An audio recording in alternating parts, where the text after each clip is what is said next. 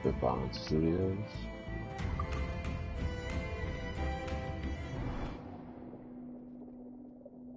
Special shout out to everybody that tuned in over the last week. Been really pushing me to do more live streams. Appreciate the support. That's a better fit for me. How do you fare? I had only enough for a small knife, sadly. Still, it'll do in a pinch.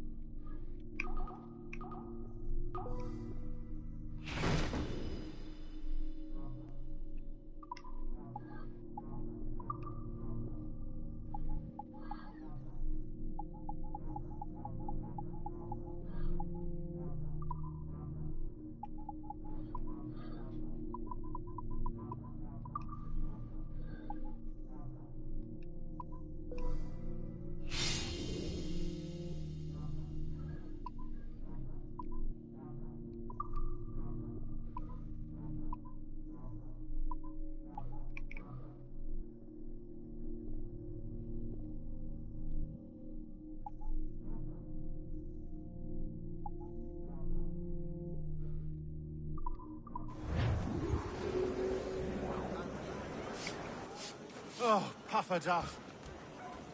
I have led us astray, Duncan. Oh, no matter. I'll get us a better view. What are we looking for? A tavern, a sort of courtyard interior.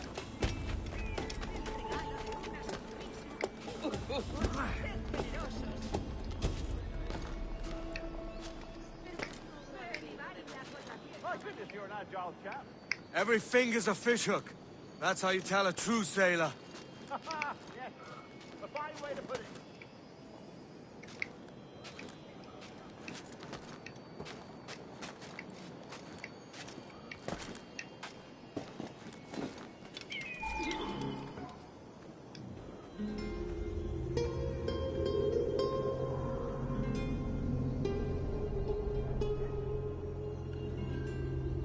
I think I see the place. We're not far. ¡No te resistas, Gordinflón! Para! Para! Hang tight! Oh, he's got me blind! God, what do I do? Oh, I can't breathe. I think my heart... Stop or I'll break your knees when I catch you.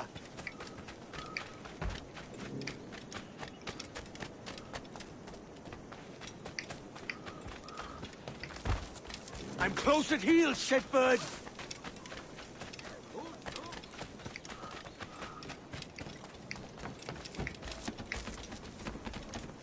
Here I come!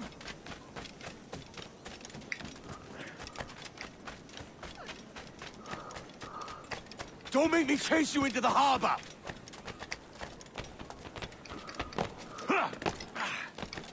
Do you for a traitor!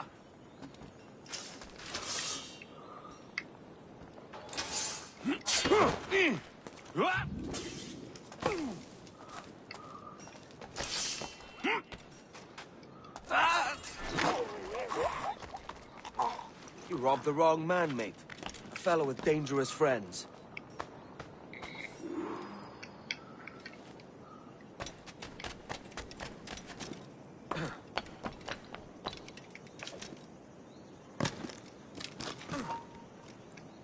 Alto!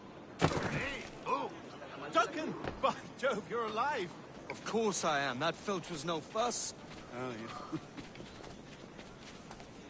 Ah! We've arrived.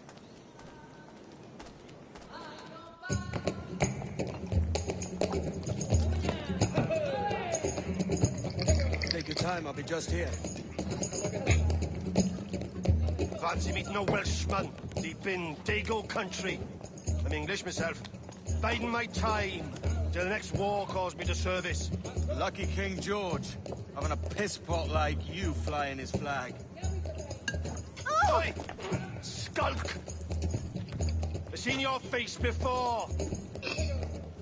He's mates with them pirates down in Nassau. Shut your fucking gob or I'll fill it with shot, you hear me?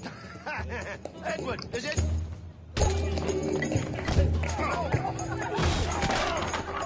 You bastard! Hey, I warned him.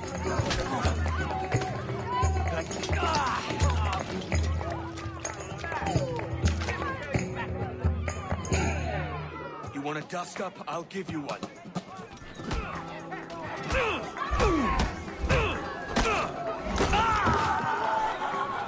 Come on, lads. I've seen bigger arms on a bird. Work him round to knee.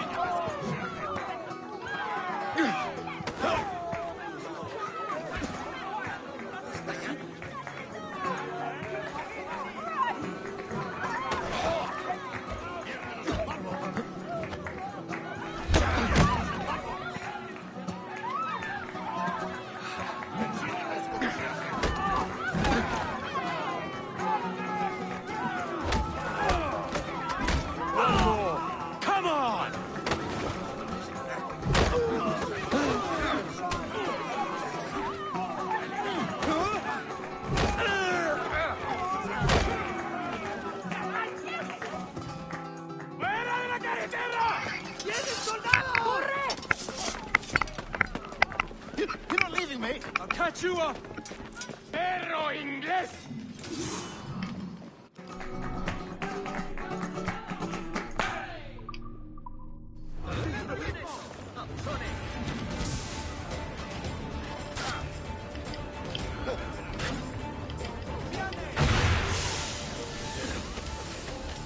¡Objetivo a la vista! ¡Puedo darle!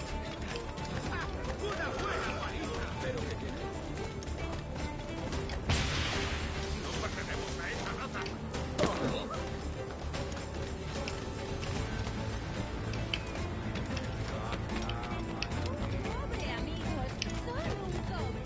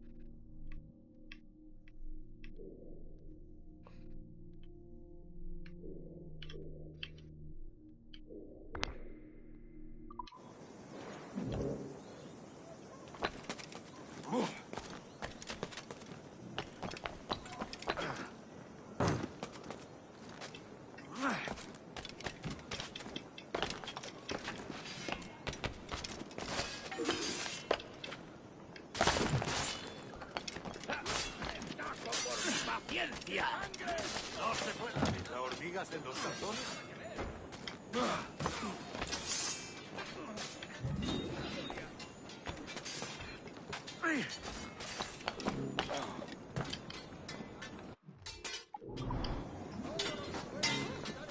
¿Entiéndete algo?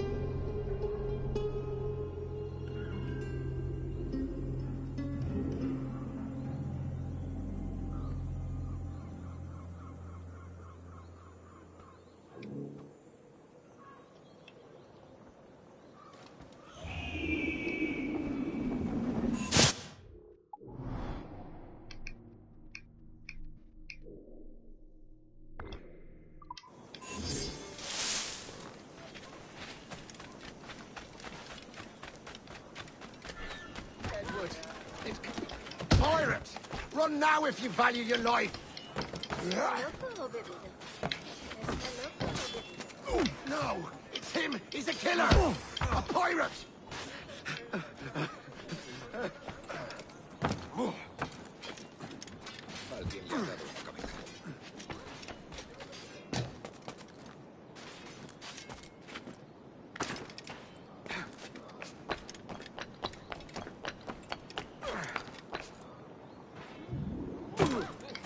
Parece un poco peligroso.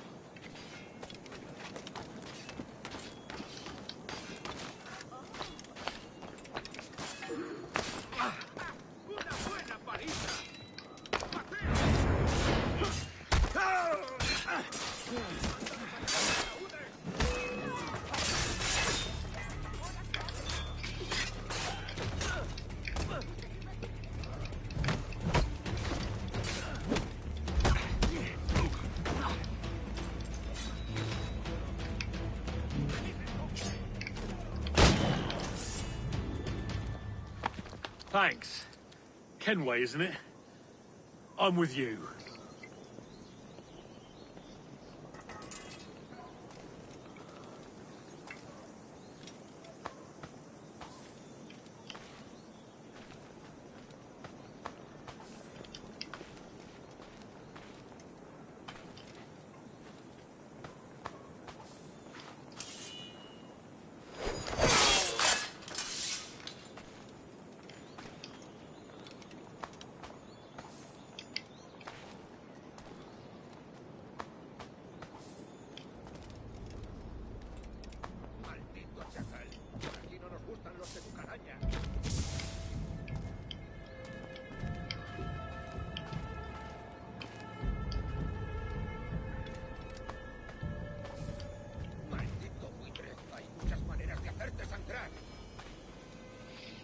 El siervo del diablo en plena faena.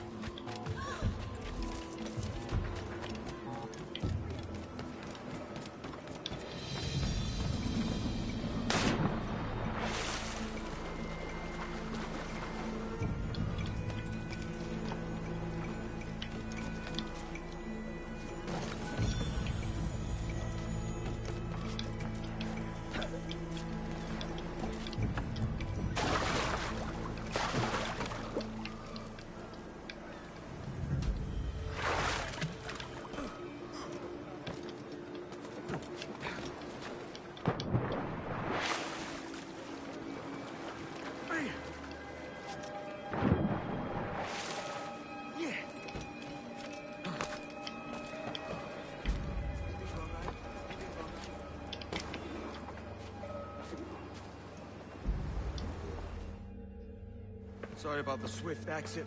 Bit of a misunderstanding. One heaped upon another. Oh, Jesus. I'm sorry, mate. This is my doing. I'm only trying to keep these Spanish eyes off me. Oh, it's no bother.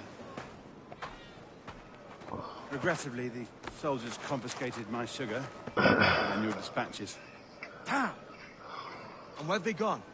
Haven't the foggiest idea, I'm afraid.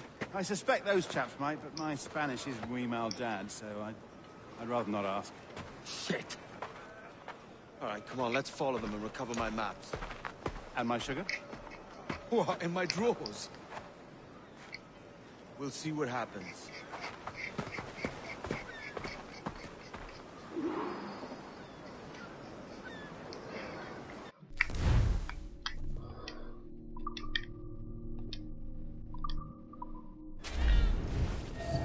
mind me tagging along, do you?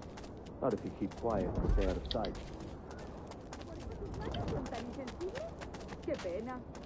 On it! I believe I'm getting the hang of this. Quiet! I fear they're onto us! Hang back. Ooh, perhaps we should split up to confuse them. Best idea you've had today.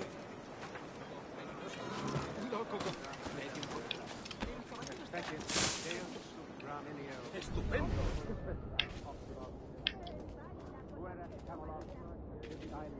Buenos dias, senores. So late. Yes, sir. See, we are very sorry. Our captain delayed us.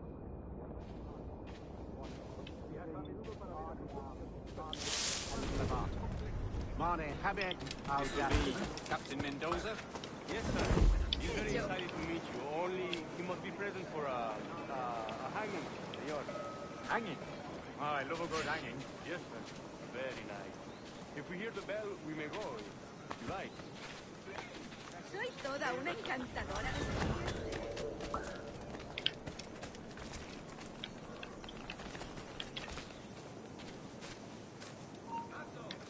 I'd love to. Especially if Captain Mendoza's pulling the tramp. The man owes me money for the slaves I sold him. Of course, sir. Captain Mendoza is happy to pay you. Cougars and such. Excellent.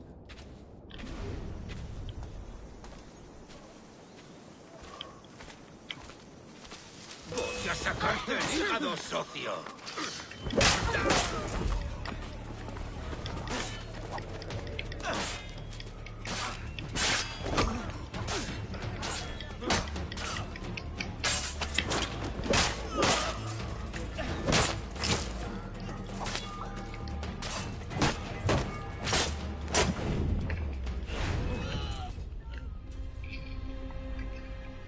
Fuckers.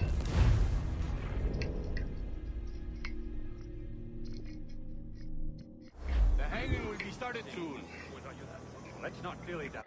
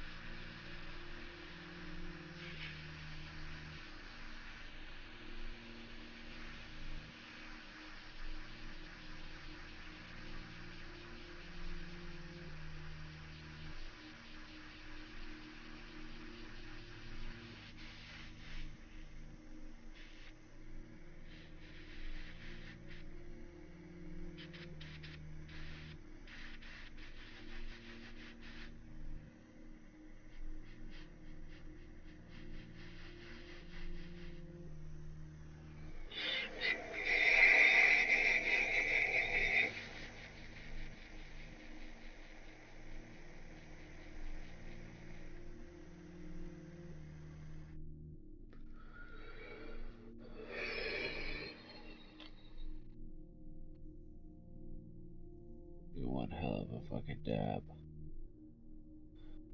20, 19, 18, 17, 16, 15,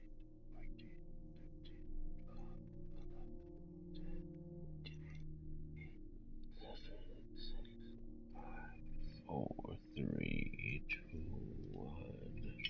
Let's do this shit.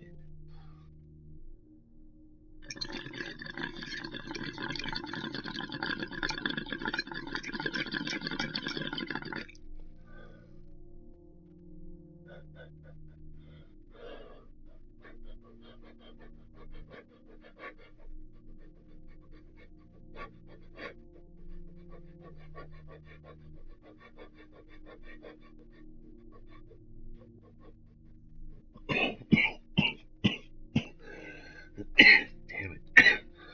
Tried to get through it. I'm coughing.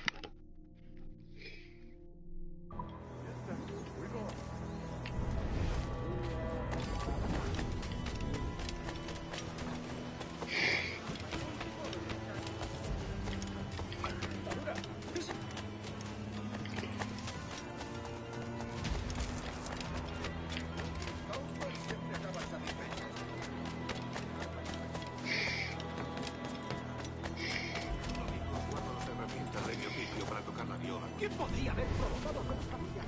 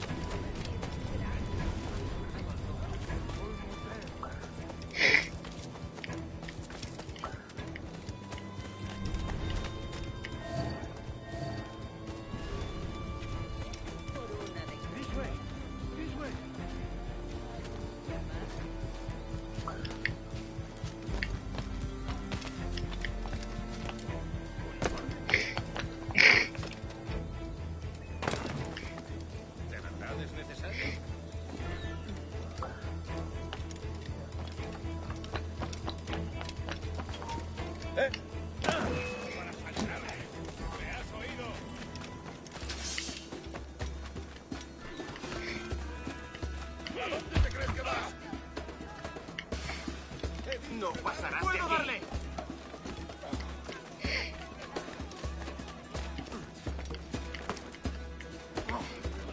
Creo que puedo darle algo.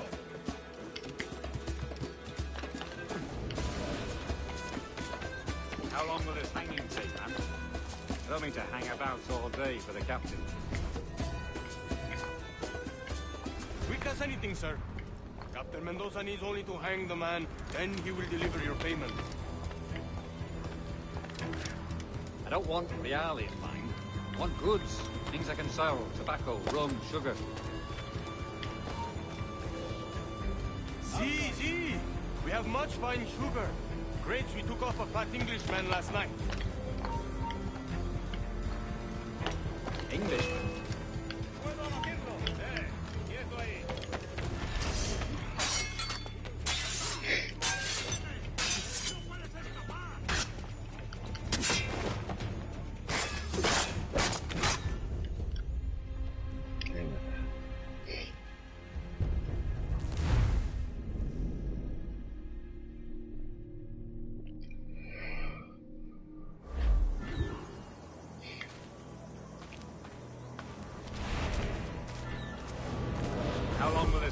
take, man.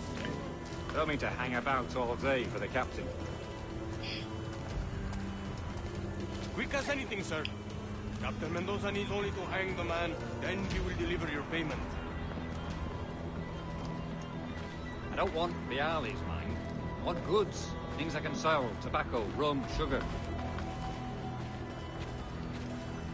See. We have much fine sugar. Crates we took off a fat Englishman last night. Englishman? See, sugar from Barbados. Very fine. We hold it in the Castillo after the man started the fight last night. He ran, left his sugar behind. Very fine. Well, that's a start. Shall I accompany him to the Castillo? No, sir. Captain Mendoza will have it sent to you, I believe. You will see. Good lord. Is that big brute your Captain Mendoza? No, sir. He is El Tiburón. El Tiburón, Governor Torres' man. Incendios provocados y demás riesgos.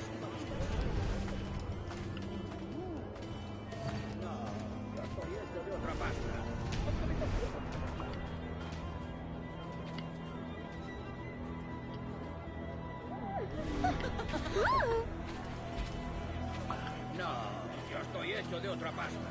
Aunque me cogió desprevenido. No hay más que informar de los asuntos del país, te lo aseguro.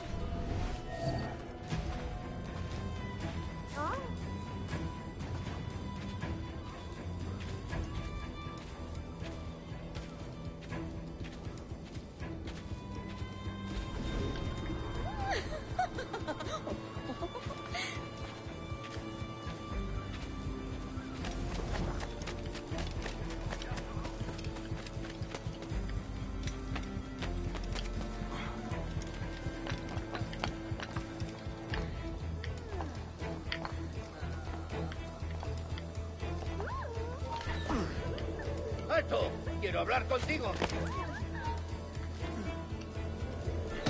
¡Tu vida ha terminado!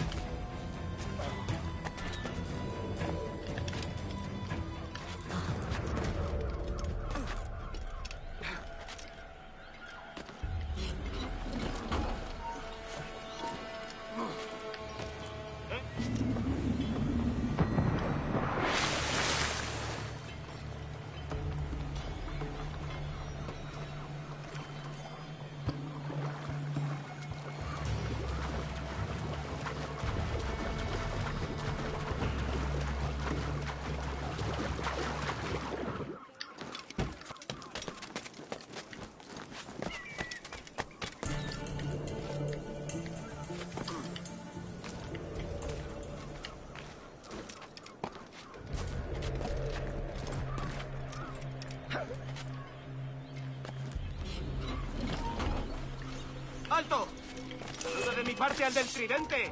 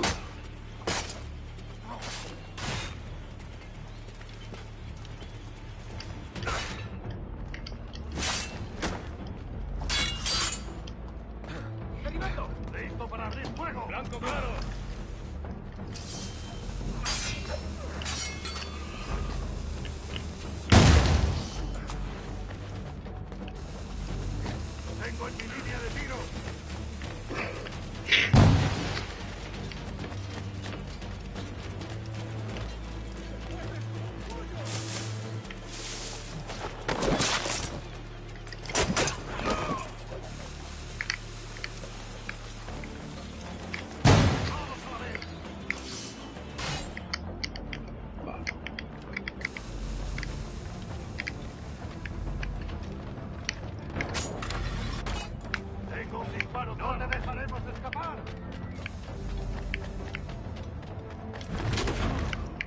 ¡Allí está!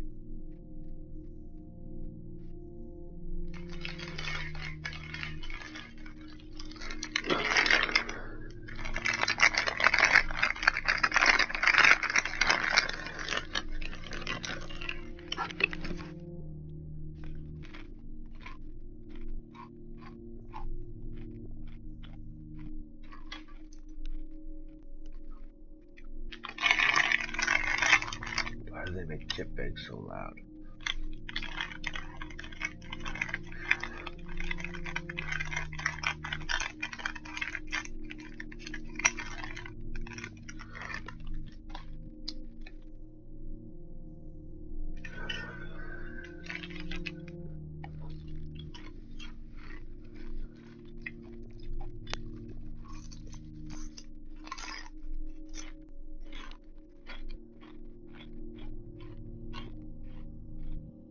Sorry for the crunching. I have no idea how loud these headphones are.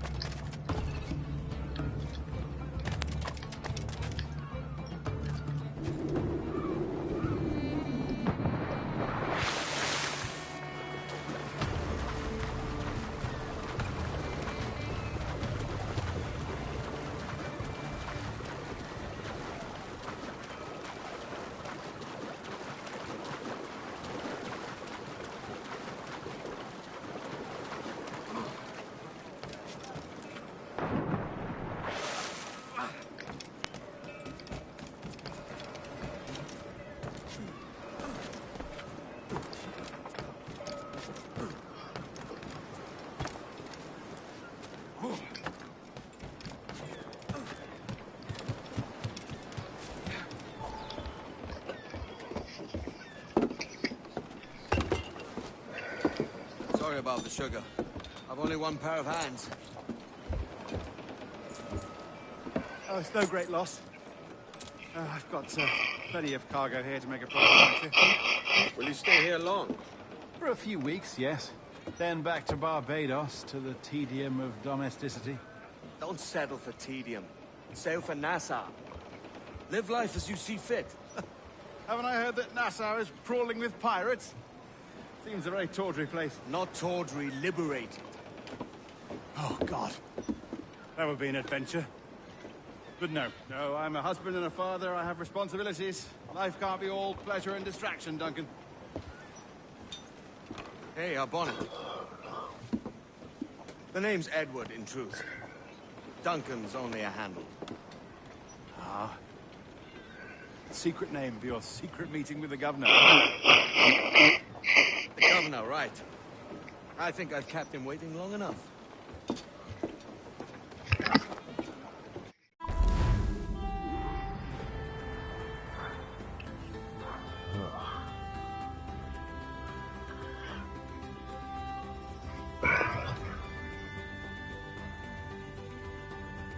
No, I'm supposed to stay out of combat. Not bad, not bad.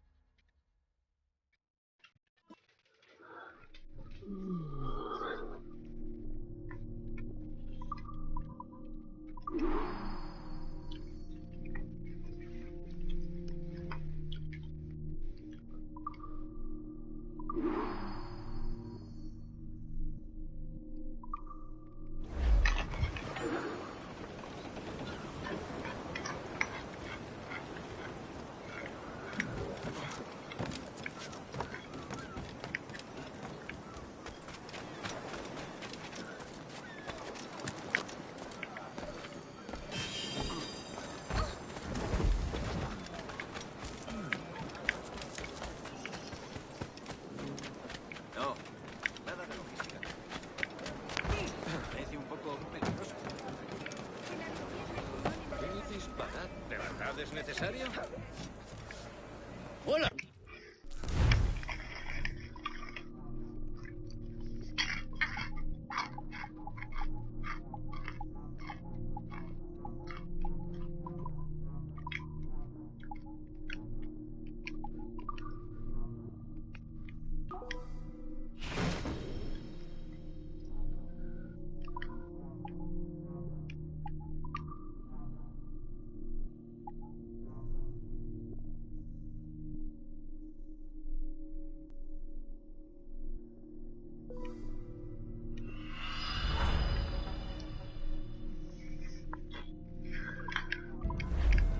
Que la fortuna le guíe.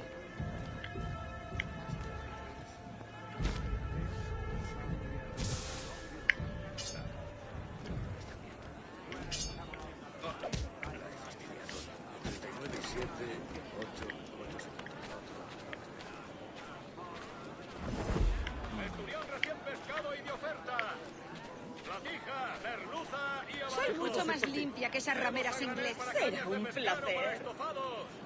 ¿Cómo te va, amigo?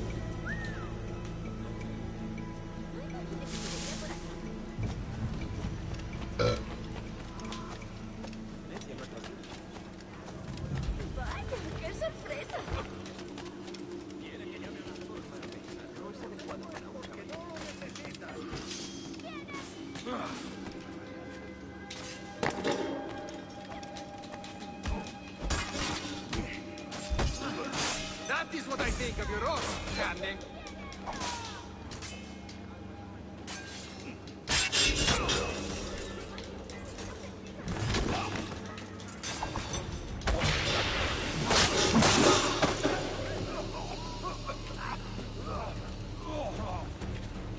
¿Estás aquí, ratita?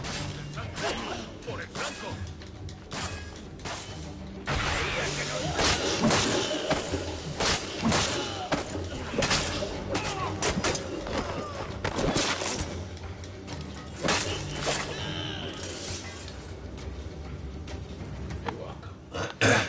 My thanks.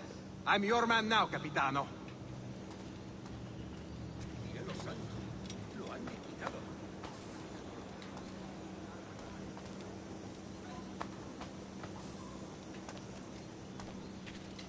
Guy just hanging from a tree and shit.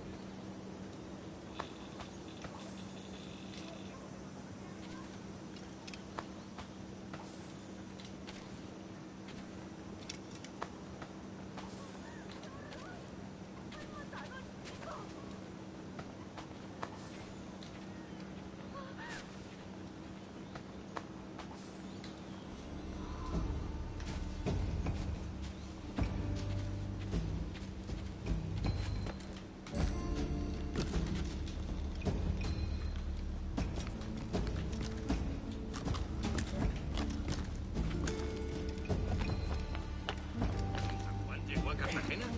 Sí. Aunque a la semana de partir ya ocurre algo. ¡No irás a ninguna parte! ¡Dios me guarde! ¡Están todos locos! ¡Dios me guarde! ¡Están todos locos!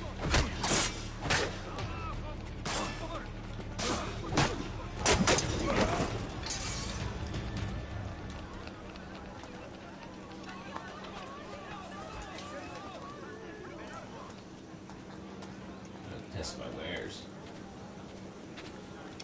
¡Toda la aberración te llevará al infierno!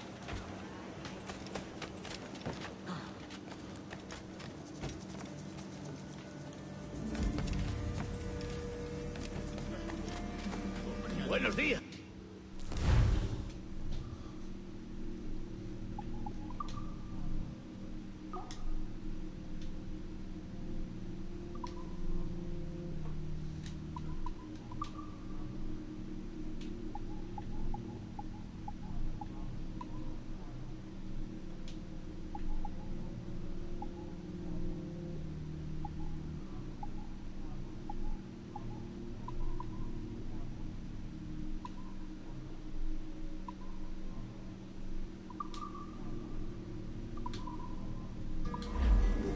Hasta otra vez.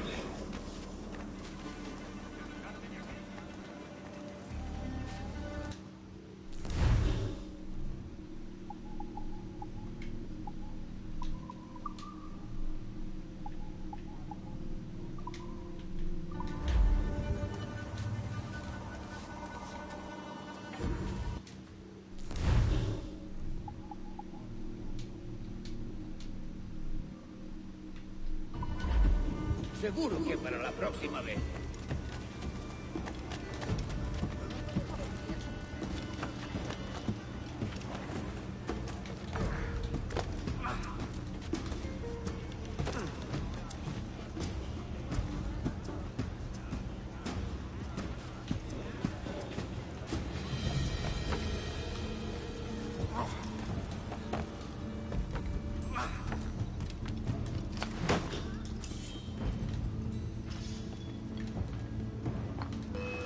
¡Rápido! ¡Que no se escabulla!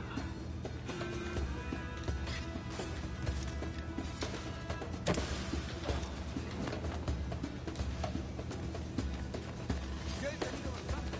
Disparad si tenéis ocasión.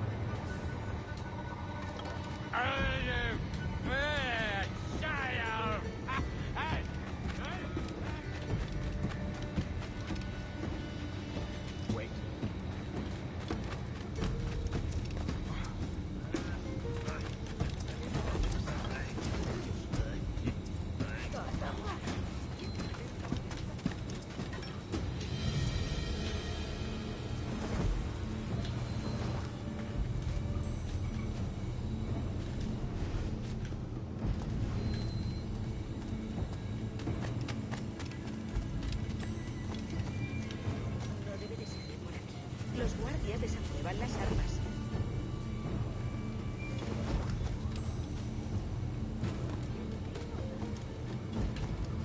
La guardia se encargará.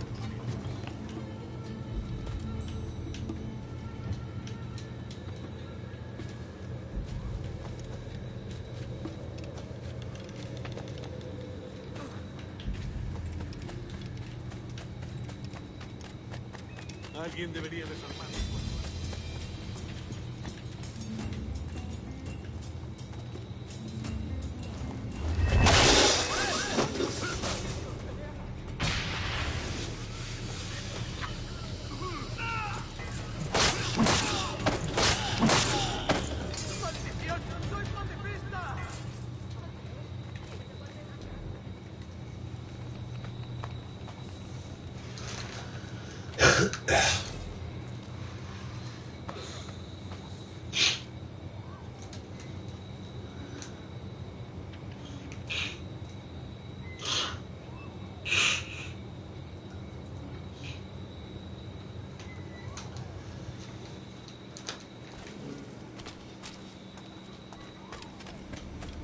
El pobre mío.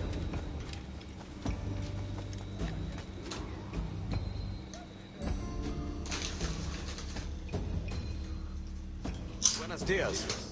Mr. Duncan Walpole of England to see the governor. I believe he is expecting me. Sí, señor Walpole. Entre, por favor.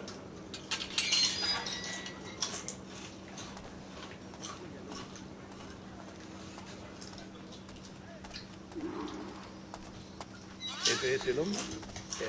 ¿Cómo lo llamabas? ¿Asesino? Sí, Duncan Walpole. Debería haber llegado hace muchos días. No me gusta que los extranjeros se paseen por nuestra ciudad. No me fío de ellos. Cállate. El gobernador tiene invitados. Todos franceses e ingleses. Parece un hombre rudo.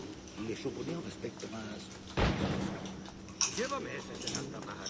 Sé indulgente con él.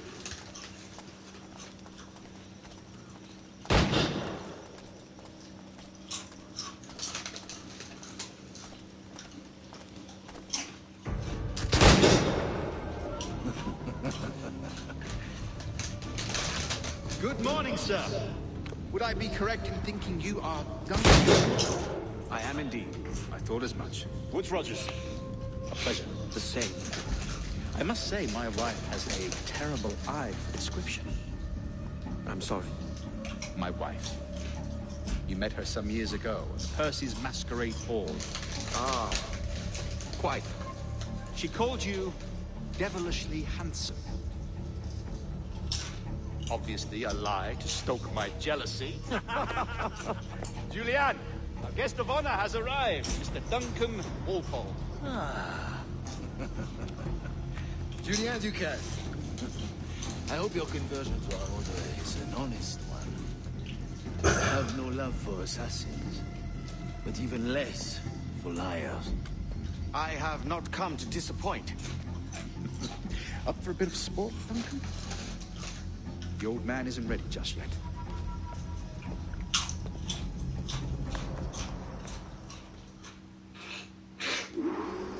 You've got my two best pairs of matched pistols, Duncan, so handle them with care. If I had 8, I'd treat each as my own son. Pull off a few shots if you like. Get a feel for it. I once fought beside a man who carried 9 on his person. They were a boon in battle, but hindered his ability to shoot. Sadly. Quite. Yes? I long for the day where one firearm carries 4 bullets, and not the opposite. I have a friend in England you may like to meet, Julian. James Puckle. He's working on something extraordinary. Magnifique.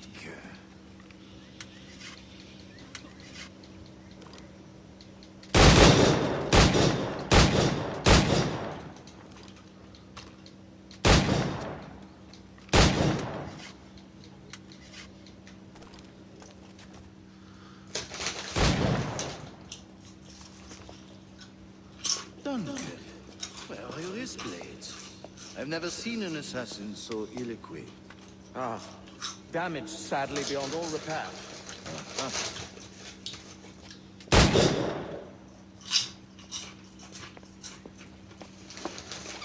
Have your choice. Where did you find all these? I did not find. I took them. Is a souvenir.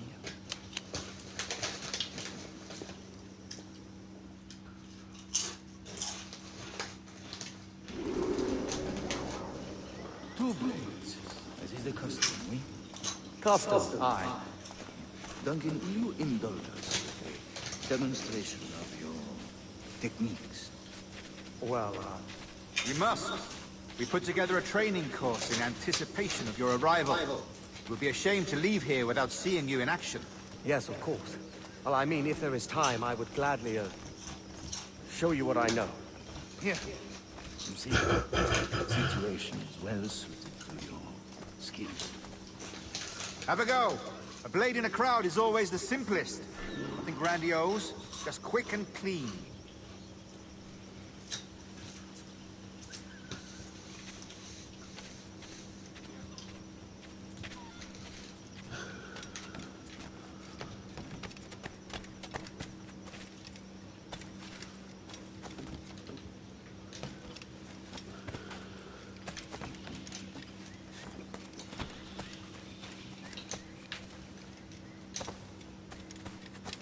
How can I get up there?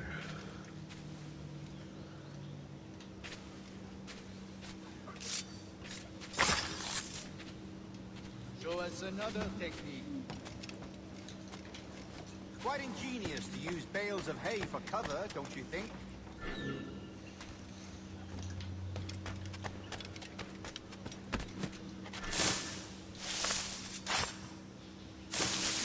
God, that's the spirit.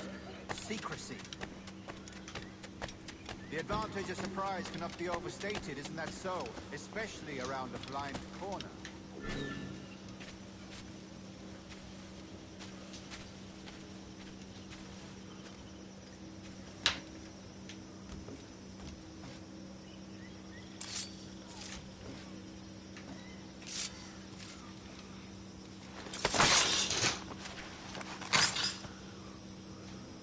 God blind me, that's a clever trick.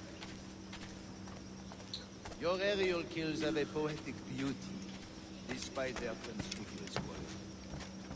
Would you show us?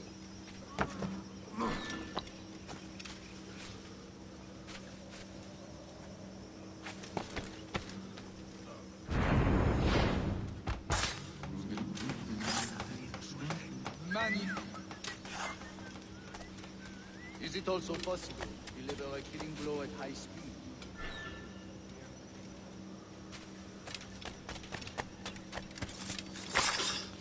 Mon Dieu, such a powerful strike!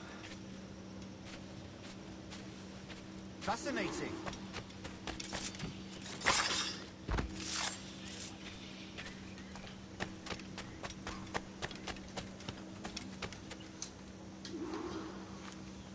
The assassins have trained you well, Duncan. You chose a perfect time to leave them behind. At great risk, I imagine. Betraying the assassins is never good for one's health. Well, neither is drinking liquor, but I am drawn to its dangers all the same. And what is your business here, sir? Are you an associate of the governor's, or a pending acquaintance like myself? Guns, blades, cannons, grenados. Anything that may kill a man, I am happy to provide. A smuggler of sorts. And how is your wife these days, Captain Rogers? Is she, here, in Havana? I trust she's well, but I wouldn't know. I've been in Madagascar some 14 months hunting pirates. It took some work to dislodge the criminals there, but we managed it. In future, I hope to use these same tactics throughout the West Indies. And how did you deal with that kind? Very simply. Most pirates are as ignorant as apes. I merely offered them a choice. Take a pardon and return to England penniless, but free men. Or be hanged by the neck until dead. Oh. I imagine Nassau would be your next target. Very astute, Duncan, indeed. Best of luck with that.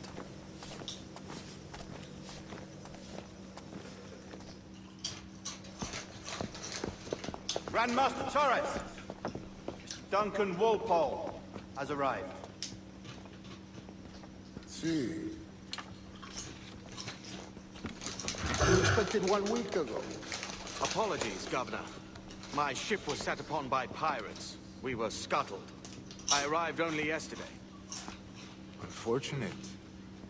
Forgive my caution, but were you able to salvage from these pirates the items you promised me? Yes, sir, I was.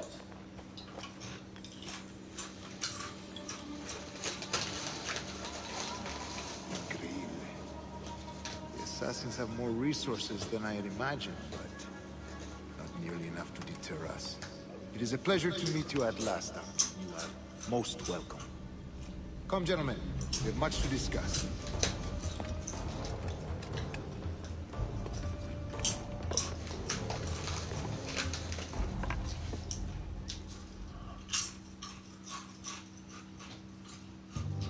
Convened at last, and in such continental company. England, France, Spain, citizens of sad and corrupted empires. But you are Templars now, the secret and true legislators of the world. Please, hold out your hands. Mark and remember our purpose. To guide our wayward souls till they reach the quiet road. To guide all wayward desire till impassioned hearts are cool. To guide all wayward minds to safe and sober thought. By the Father of Understanding's light, let our work now begin.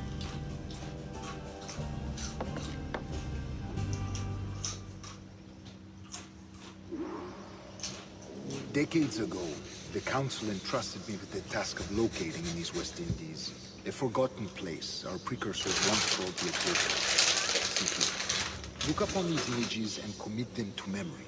They tell a very old and important story. For 2 decades now, I have endeavored to locate this observatory, a place rumored to contain a tool of incredible utility and power. It houses a kind of armillary sphere, if you like. A device that would grant us the power to locate and monitor every man and woman on Earth, whatever their location. Only imagine what it would mean to have such a power. With this device, there would be no secrets among men. No lies, no trickery. Only justice, pure justice. This is the observatory's promise, and we must take it for our own. Do we know its whereabouts? We will soon.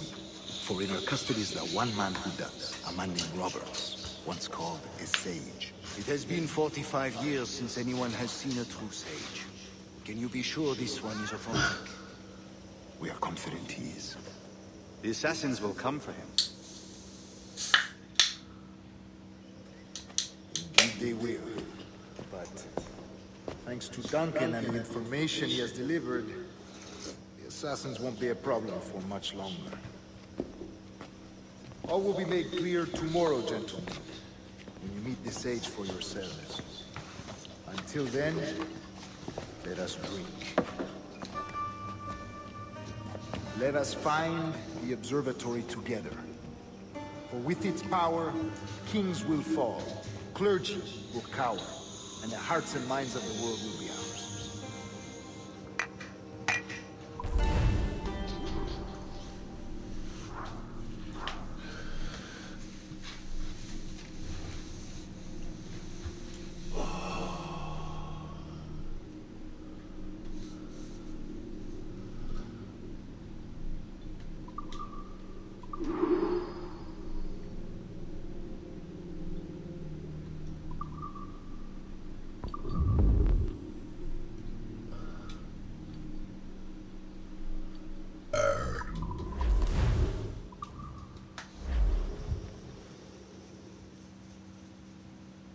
Rest well, Duncan.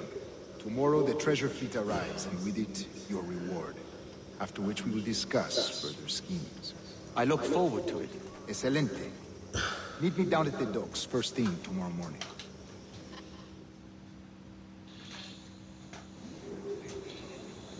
Governor Torres requests your presence at the docks near the Castillo. First thing tomorrow morning.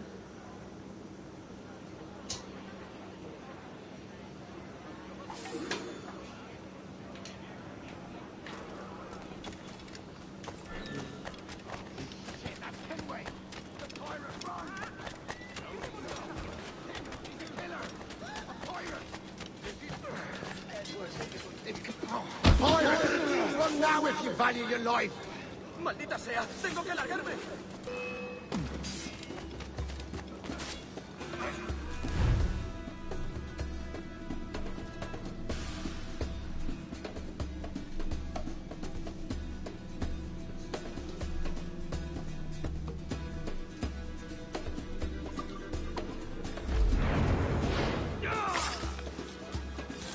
You have the wrong man. Why do you haunt me?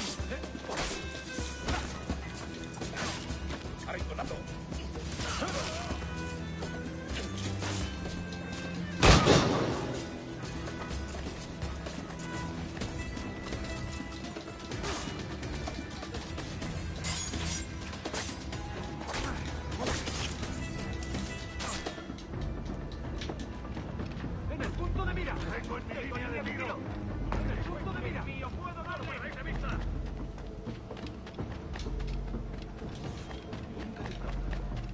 ¡Nadie puede pasar! Si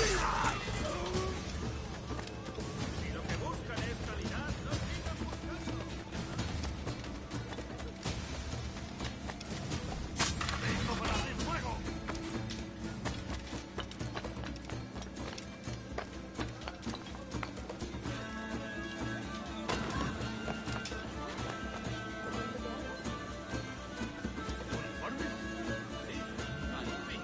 El mío tiene tantos agujeros que parece que me han largado un andanaque.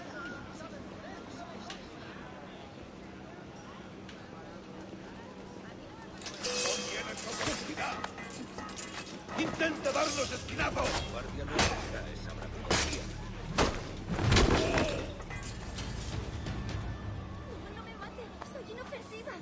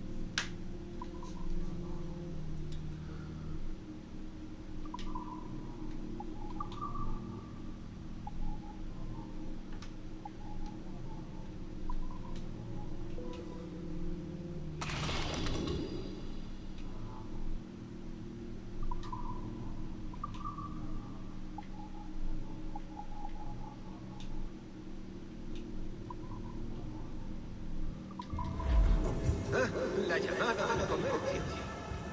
¡Por favor! ¡No! ¡No me mates!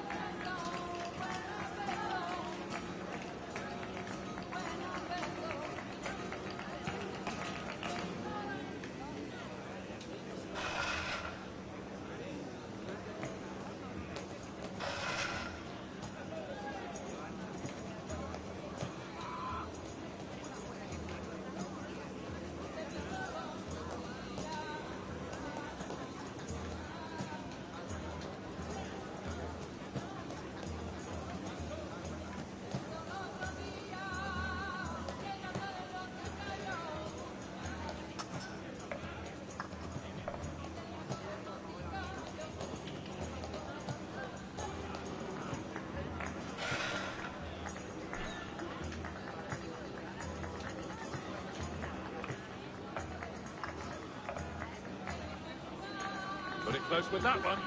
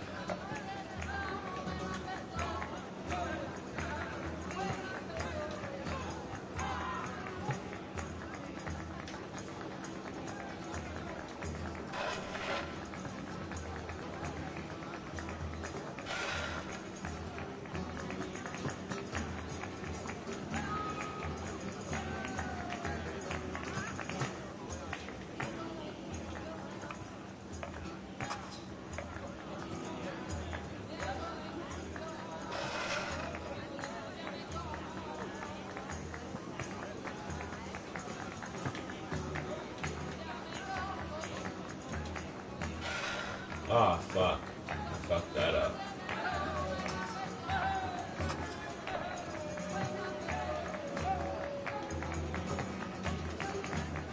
That's agreed. At least I get another game back.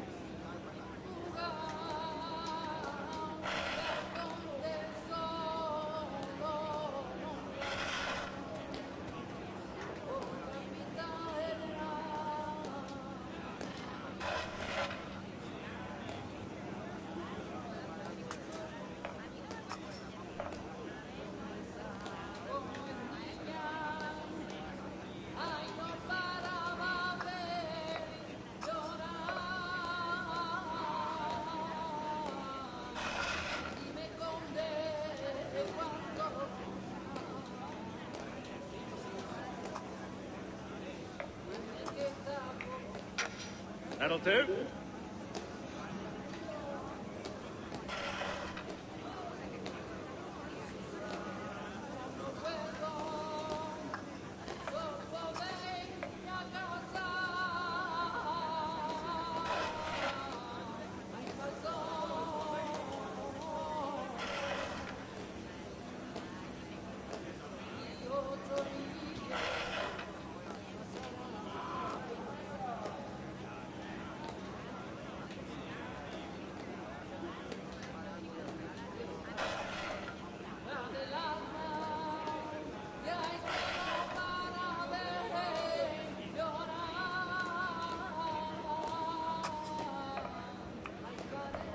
Well then, Tasky. Oh, yeah.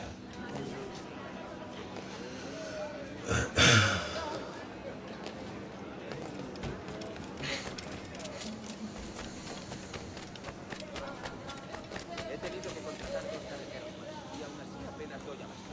Trabajo fluye y este lugar es cada vez más próspero.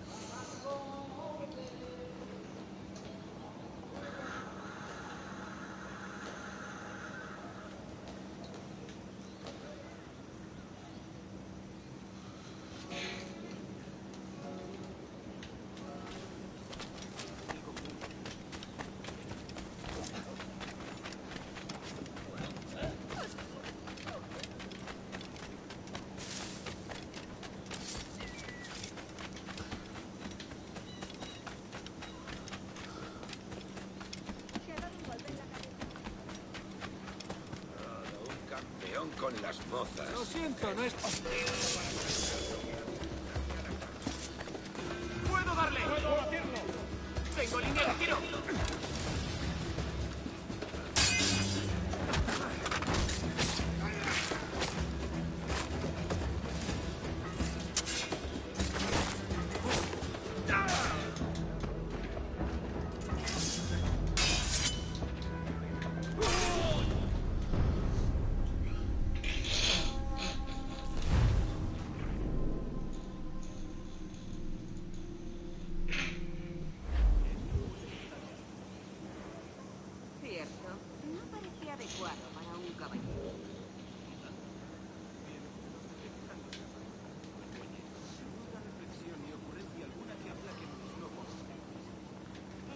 menester.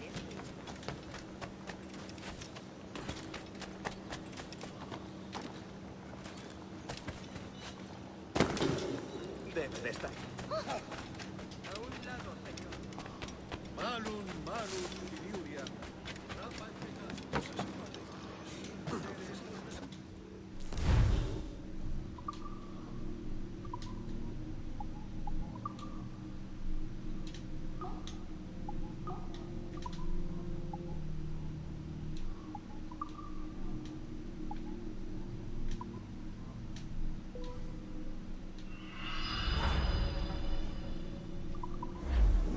Buenos días, señor.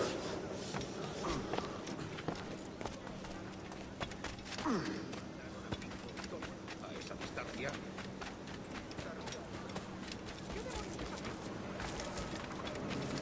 ¿Puedes venir conmigo? Duncan, over here.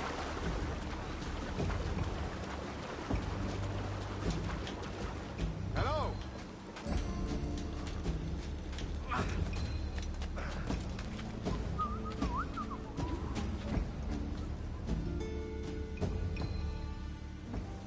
Good morning, Duncan. Just over here.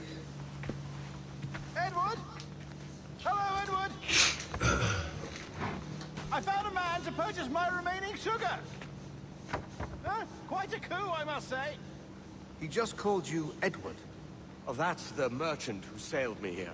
Out of caution, I gave him a false name. Ah, well done. We'll catch up on it later. Very punctual, Duncan. This way. Here he is. A man both Templars and Assassins have sought for over a decade. I am told your surname is Roberts. Is this so? You recognize this, I think. According to old tales, the blood of a sage is required to enter the observatory. We have the key. Now we need only its location. Perhaps Mr. Roberts will be eager to provide it. Transfer him to my residence.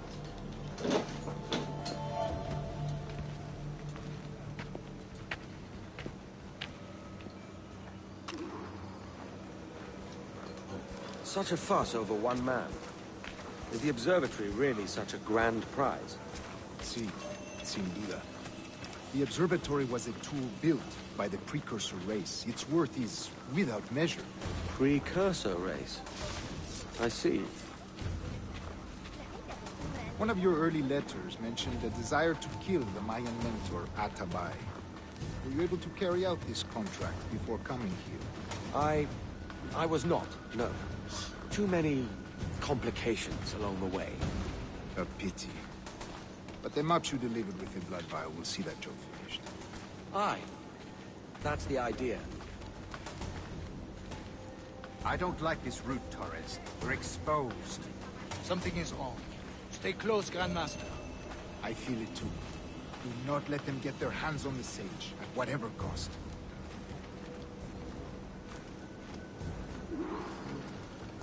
Assassins!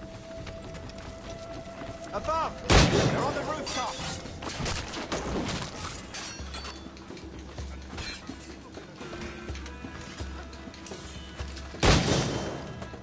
Watch the streets and alleys.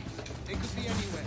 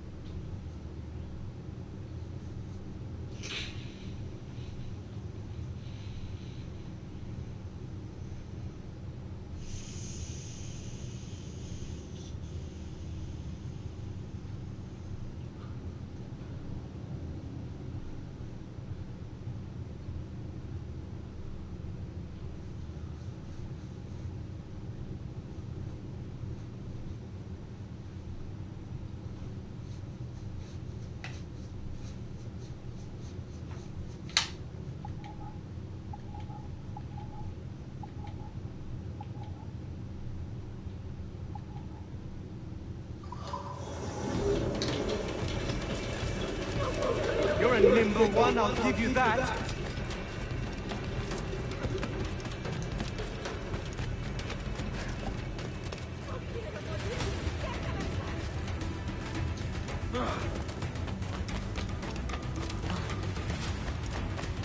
Hang back and make this easy on both of us, mate.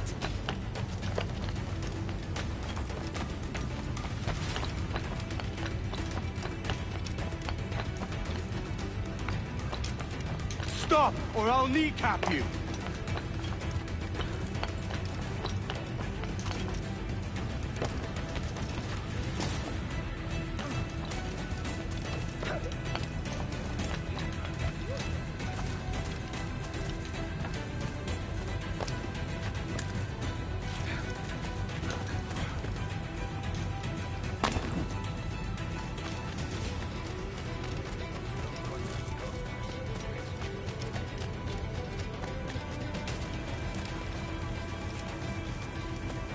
Fuck.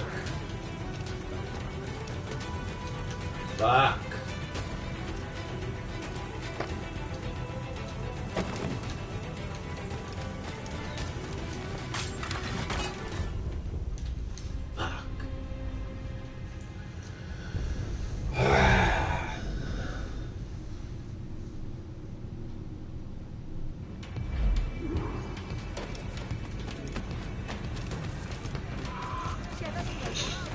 You're a nimble one, I'll give you that.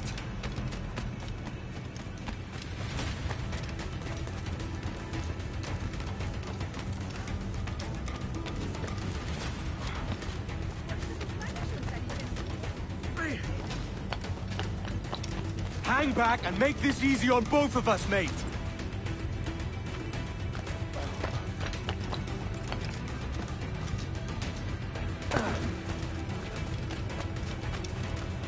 Stop, or I'll kneecap you.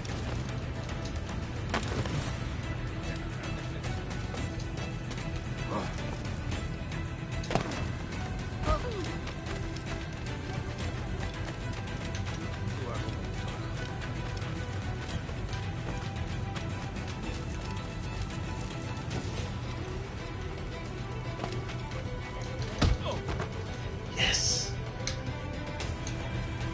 Fuck. Well done, lapdog. Quiet. We'll see him to the prisons, Grandmaster. Double the watch. Well, I'll be buggered. What an active day we've had, gents. See, set on all sides by our enemies, we must be more cautious. I do wish I could remain to see our drama done, but I must avail myself of these winds and sail for England. By all means, Captain, speed and fortune to you. With luck, I'll return myself a governor. And with my idiot king's blessing, no less. Adios. As for you, Mr. Walpole, I consider this the first payment in a long-term investment. Gracias. Obliged. I would like you to be present for the interrogation tomorrow. Call around noon. Yes, sir.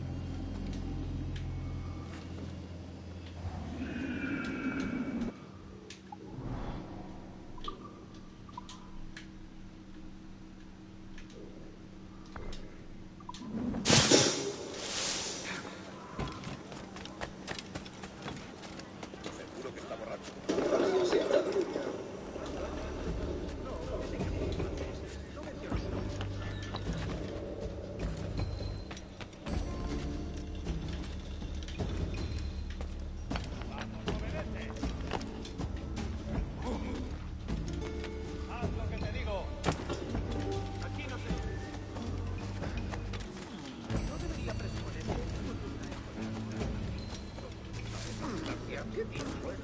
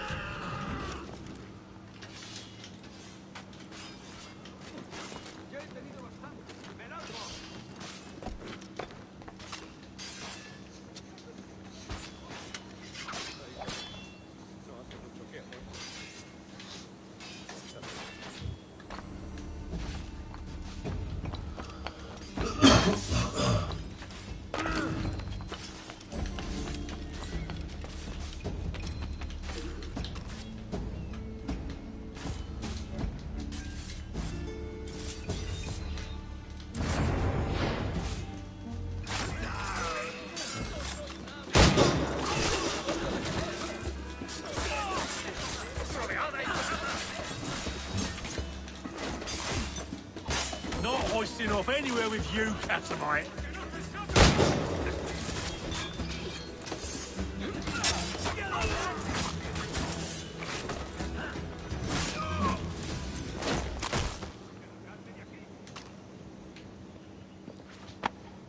Thanks.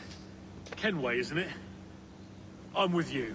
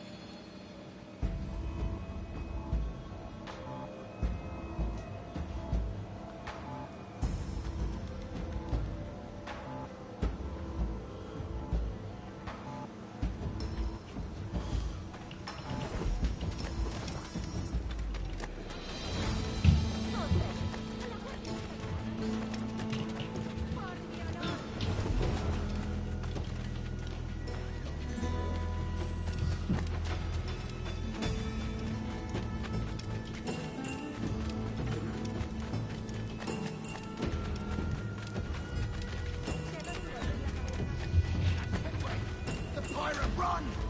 ¿Le gustaría pasar una semana en el cepo, en el húmedo? Him! He's a killer! A pirate!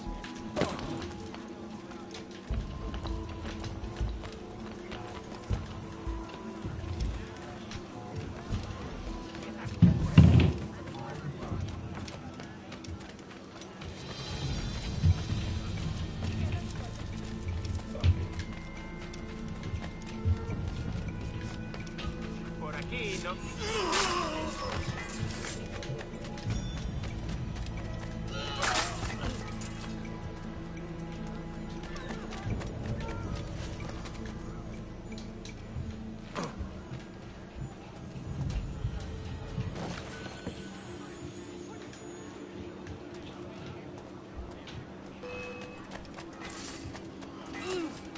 ¡Sí!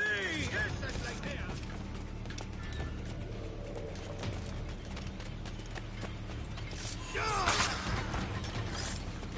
¡Es mío! ¡No escapará! ¡Tengo justo en la mira! ¡Puedo darle!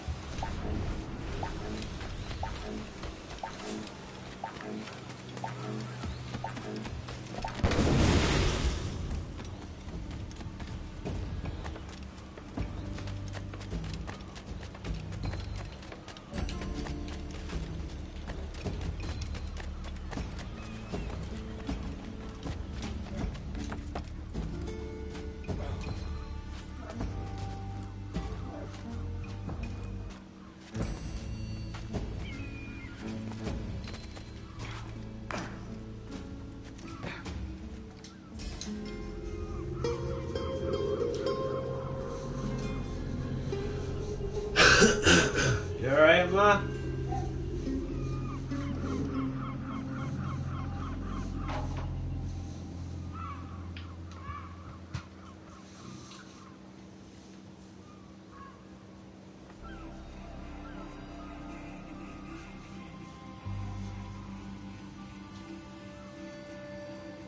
Do we have any bread? No, we don't need it. No, I was just gonna have a fried egg sandwich, but if you, I just might have fried eggs and bacon then. Come on, Cece. Cece, let's go.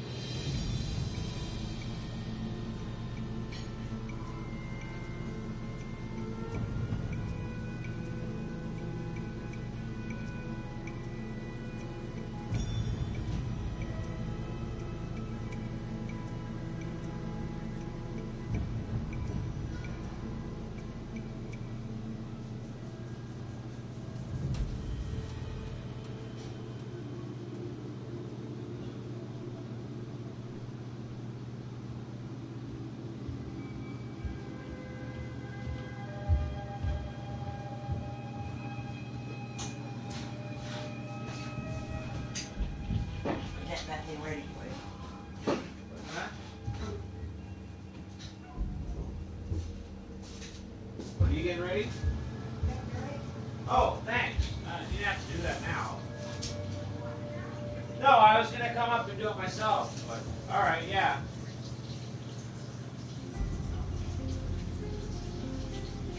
Just put the bacon out on a plate for me to just do quick at the end.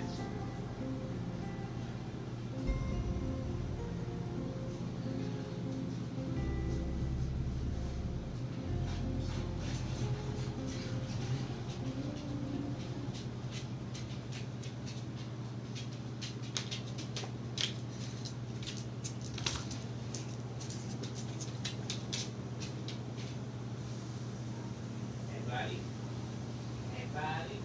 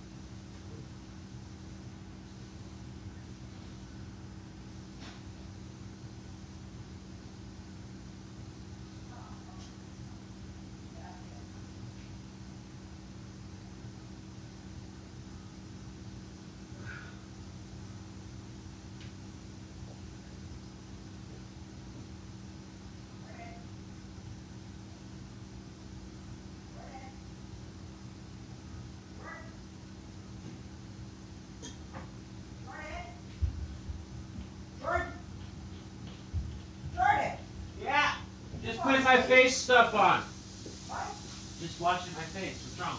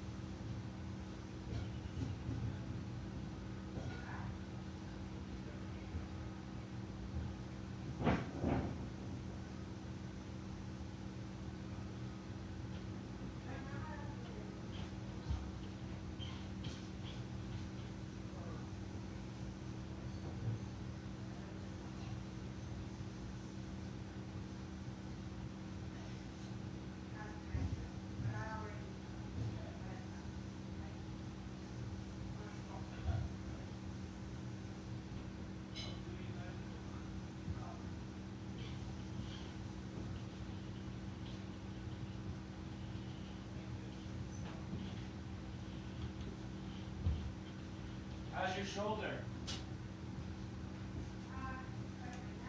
Did you put that cream? Put it again today.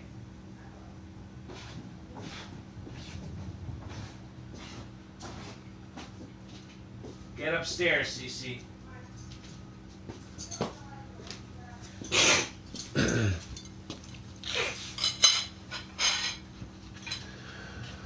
Oh, Lordy. I didn't want to Just silently judge it. I silently judged you. And then we went to the cheese place. And our thing, they had Dutch chocolate. And you were supposed to take a spoonful of the Dutch chocolate. Oh yeah, shit, I forgot they're on vacation this week.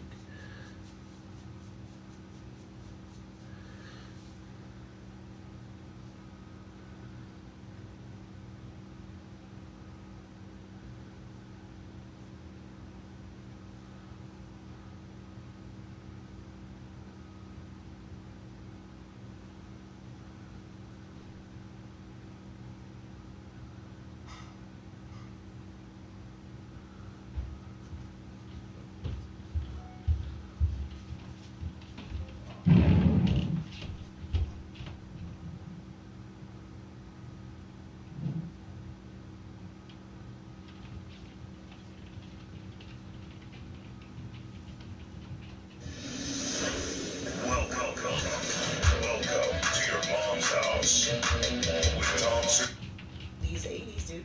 See that all Sure the they time. still do. Ugh, it's nasty. Fucking nasty. Try this again. It's Timmy Hill 2.0. Welcome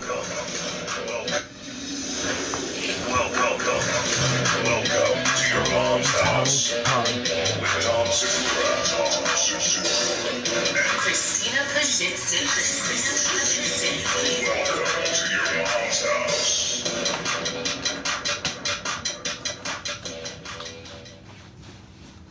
Chinese eyes. British No, mouth. I'm. Chinese eyes. Get upstairs. British No, mouth. I'm. Chinese eyes. British No, mouth. I'm. Chinese eyes.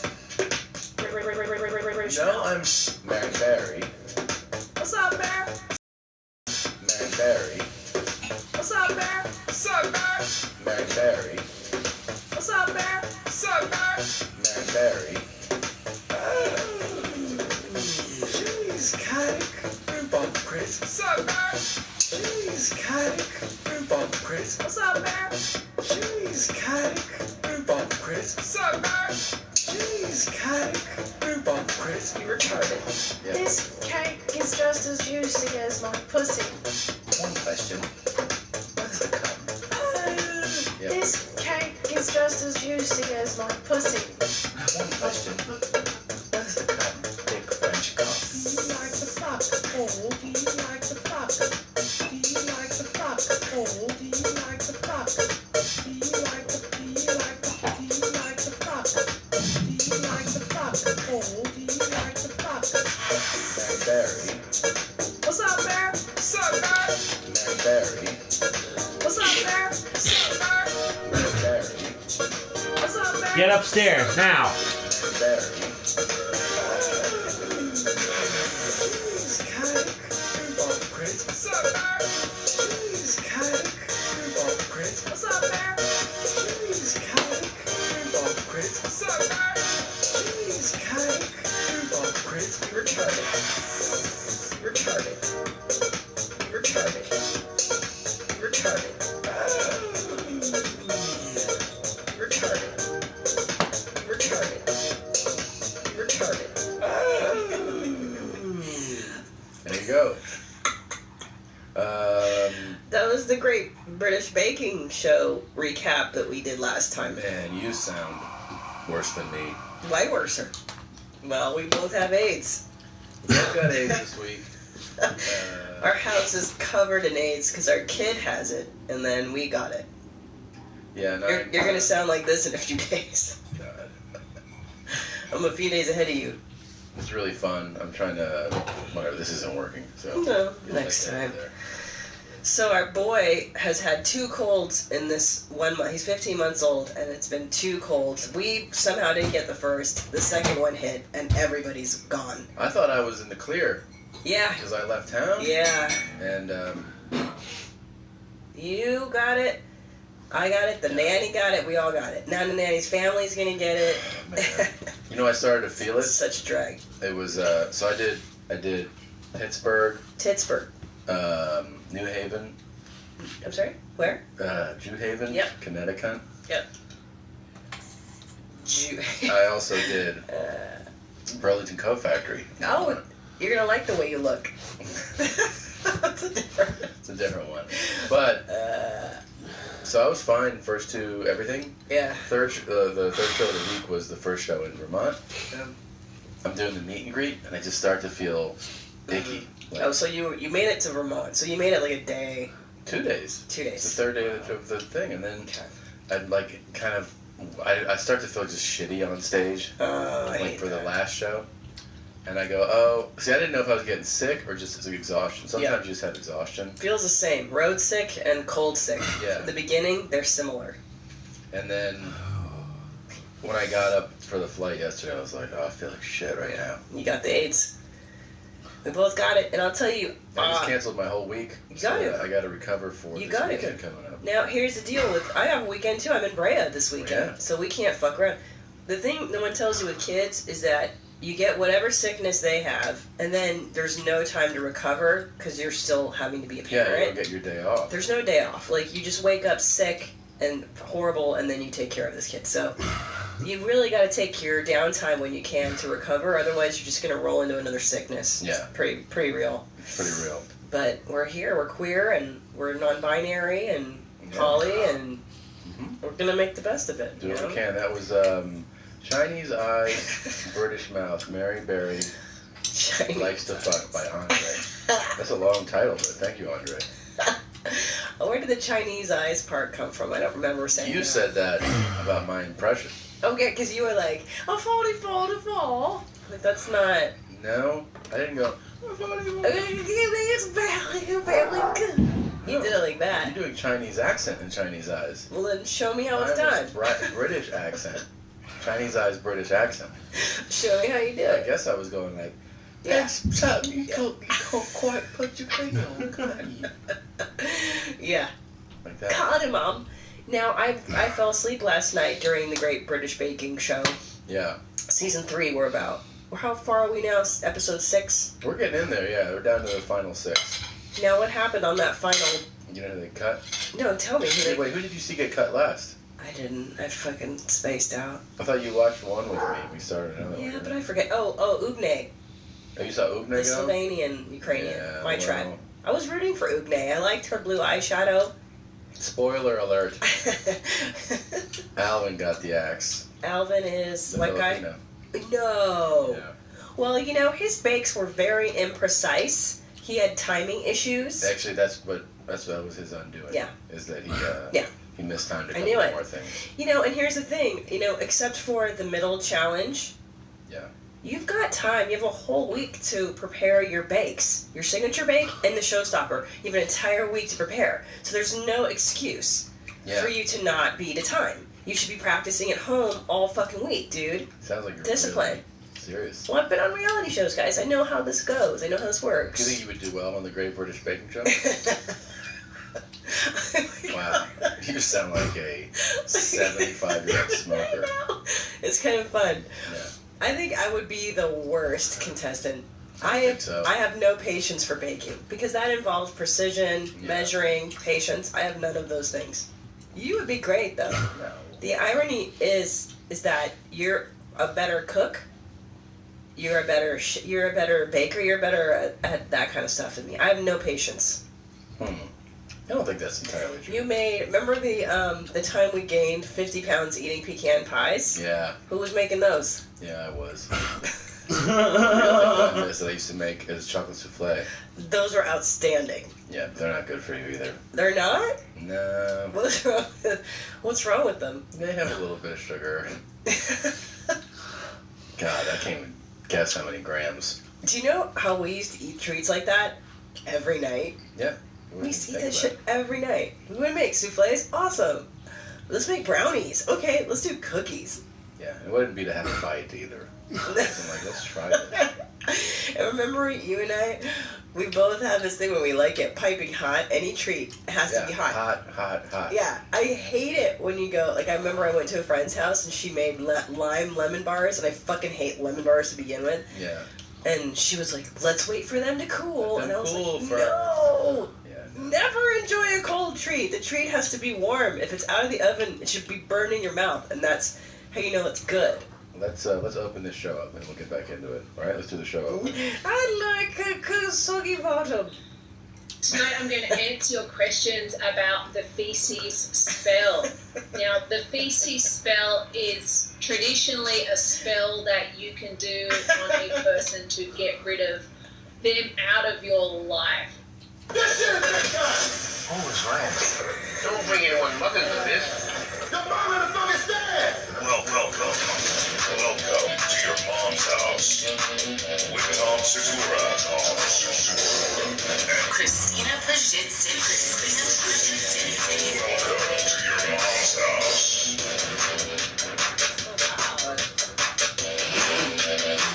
It's gonna be like that. Because I can't hear. Probably way too loud.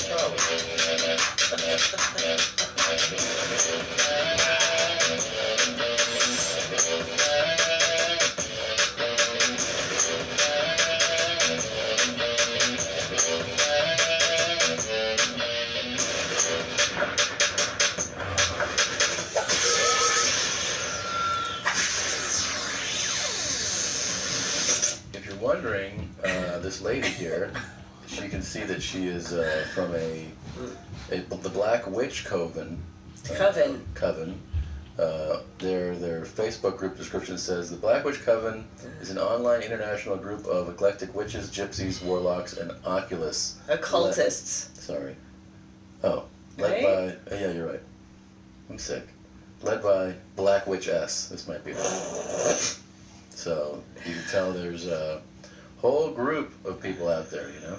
Listen to me, you piece of fuck. For one, I'm not bisexual. 2, I'm not gay. 3, no, I'm not goddamn fat. I'm skinny as hell. And 4, I'm fucking Wiccan. If you have a problem, you can go fuck yourself. Piece of shit. Somebody said. I remember that. Everybody knows Wiccan was a fat fucking retard. That guy got really mad. Well, it's funny because on That's Deep, Bro, I had a woman email me saying that she was a Wiccan and she lives in this conservative town, and she asked me whether or not she should be out and proud as a witch. Yeah. And I said, absolutely not. Yeah. You out of your fucking mind? Yeah. There, you know, not everything needs to be out and proud. There's you keep that shit to yourself. There's a lot you should keep to yourself. Lots of things. This generation's obsessed that everything has to be accepted and out and proud. No, you don't. Some things you just, it's not that you should be ashamed, but Does anybody value privacy? keep it to your fucking self. I don't want to fucking, tell everybody everything about me. I don't either. It's so weird that people are like, my greatest thrill was sharing everything about me with the world. Why? I don't even share my kids' pictures online. No, I know. You know? But I share other things on that, Steve, obviously. Yeah. I share the stuff I choose to share, but not every fucking detail. Yeah. You got a fart? Well, I don't know. It's kind of dicey right now. Why are your bowel movements so dicey today? You know, when you get sick, you just feel different. I think it affects everything. And your eating takes usually a bit of a dip or a change. I barely ate this week. Yeah. All I feel like eating is melted cheese on a plate. Yeah. I've just been eating that. I feel like I don't know what I want to eat. Yeah. That's the thing. You're like, I don't know. Nothing tastes good when you're cold. It kind of tastes like shit. You know what I want to eat is melted cheese on the plate with crackers and then chocolate chip cookies. Like, doesn't that sound good? That sounds good. What do you miss the most of sugar? Of sugar? So much of it. You said waffles last time, but I feel like it's different when you're sick. Yeah. I would like just warm pastry kind of stuff, like a croissant. Chunky croissants. Chunky croissant. Yes. Or maybe, I don't know. I just want warm, doughy stuff. Yeah, me too. Sugar good. Yeah. Sugar pastries. That's what I want. Yeah. So, Pasta. I want pasta. Oh, pasta. That's all you can eat when you're sick, really. You should be eating carbs. So the Filipino guy got kicked off. Was he devastated? He was, he knew it was coming. Because he had three, basically. He had one really bad showing first, one second to last in the middle, and then on the third thing, they were like, you have to just crush it on this one. The showstopper. Yeah, and he mistimed and underbaked stuff. See, there's no excuse on the technical. I'm sorry, on the showstopper. The technical challenge.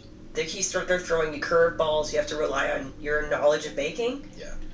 But the showstopper, you should have that one down when you come into the ring. There's no excuse to have a poor show. You gotta stop the show. And there's no soggy bottoms. No. It did really break shit down, like looking at it. He's like, this is a good finish at the bottom. Like, really inspecting it. Yeah. Yeah. I feel like Paul Hollywood doesn't really fit into that cast. Like, he looks like a douchebag. He's got the gelled hair. He's got the douchebag goatee. The douchebag uniform. Like, the light denim. And then, like, the colorful button-down shirt. Mm-hmm. And, like, douchey shoes. He doesn't fit into the Great British Baking Show. Well, I think he's supposed to not fit in. In other words, it's made up of the everyman. Right, the people are just, they're amateur. Right, the total lesbo, the one lesbo host, and then like the more hetero appearing. I don't want to say it's pronoun. You really are. You're being very. I'm being very insensitive. Yeah. But he is the celebrity chef on the show, so he's supposed to be like, I'm not like you. I'm different than you. I'm above you. Right. I think that's what comes across. You would be great at that. At being above you? Yeah. No. You know what's funny? I was thinking about this. Yeah. You say that I'm the elitist, you know, you're like but I was really thinking about it, you're far more of an elitist. You know why? You think every place that isn't here is dog shit. Oh, yeah. You're like, if it's not California, it's not that place. People don't know that about you. You really shit on places. And that's way more elitist than you call me elitist for liking nice things. You know, like, oh, that's nice, Tommy will like it. But you're like, what garbage dump outside of California? I call it everywhere outside of LA is just not LA. Like, I don't want to know the name of the place. I don't want to know. It's just not LA. You're such an elitist. Well, let me explain.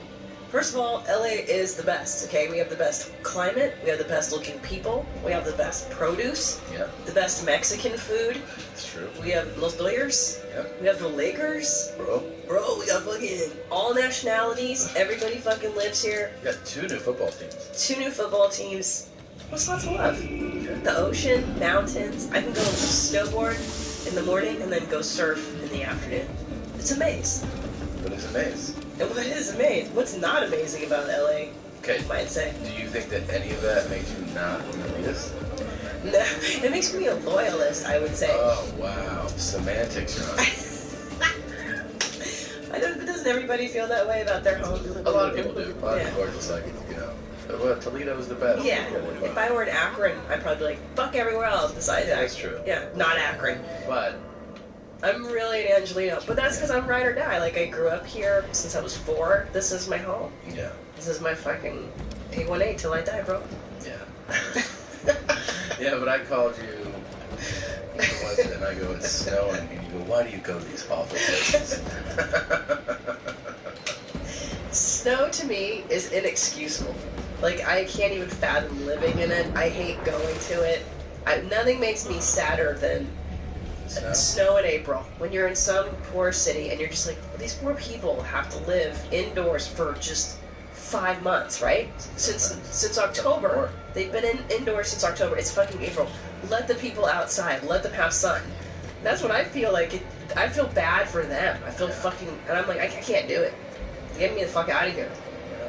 I mean, my father had that same feeling in Canada. He was like, oh, this fucking cold, fucking snow. Yeah. Fuck this. You guys both are like that. Yeah. This is the best. Hot, then fuck it. Fuck it, dude. I don't want to, like, wear coats and be unhappy. See, I kind of like the seasons, actually. I really do.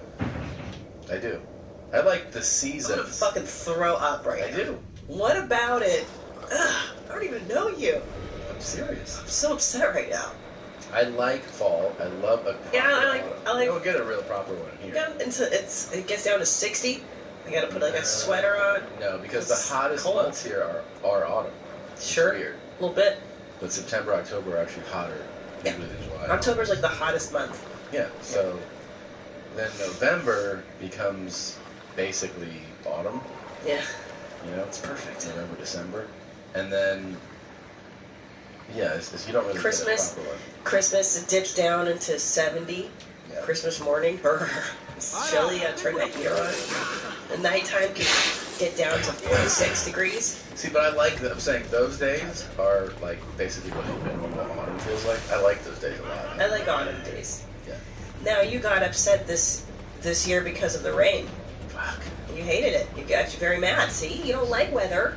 You say you do, and then when you live in it, it's misery. Hold on, though. It's misery. We had 3 months of basically non-stop downpour. I know. Remember when you wanted to live in Seattle for a minute? You were like, let's move to Seattle or Portland. And I was like, bro, you don't know what you're saying. That rain is real. I still want to move to Colorado. I love Colorado. Yeah. It's not LA, though. I know. That'll be the whole thing that'll happen if we moved anywhere. What's the problem? Is that it's not here. Here's going to be the problem. There's no proper Mexican food in Denver. And I know Yeah, we're going to get there emails. Of course there are. No, not Because like, there's Mexicans in it. not like LA Mexicans. Well, yeah, I know, but they're still Mexican. They left Mexico. It's not the same. They always make the food to go with the tastes of the locals. For instance, I was in Kansas City once, and I saw there was a Mexican dude in the kitchen, and I go, bro, don't give me this fucking dog shit on the menu. You give me what you're having for lunch. Give me what the bus boys and you guys are eating. And he made me Mexican food, but it was diluted. It was like dulled down because all the honkies are eating it. You know what I'm saying? Yeah. They still give you like the white man version. That bothers you. Yeah, we're right on the border, bro. We're right near Mexico. We're right there. Okay. Okay. Do you feel this way for like Milwaukee or Florida? I love LA. I love living in LA. What's your favorite place to live so far, you think? Oh, here. For sure. Yeah. So For the that's- longest. I mean, I like it here. But I do like. Get the tattoo, bro. LA. I do like other cities too, though. I don't like. You don't like any other. No, I'm just kidding. I here's the cities I like. Let's be real talk. I'm gonna upset a lot of people. The big ones.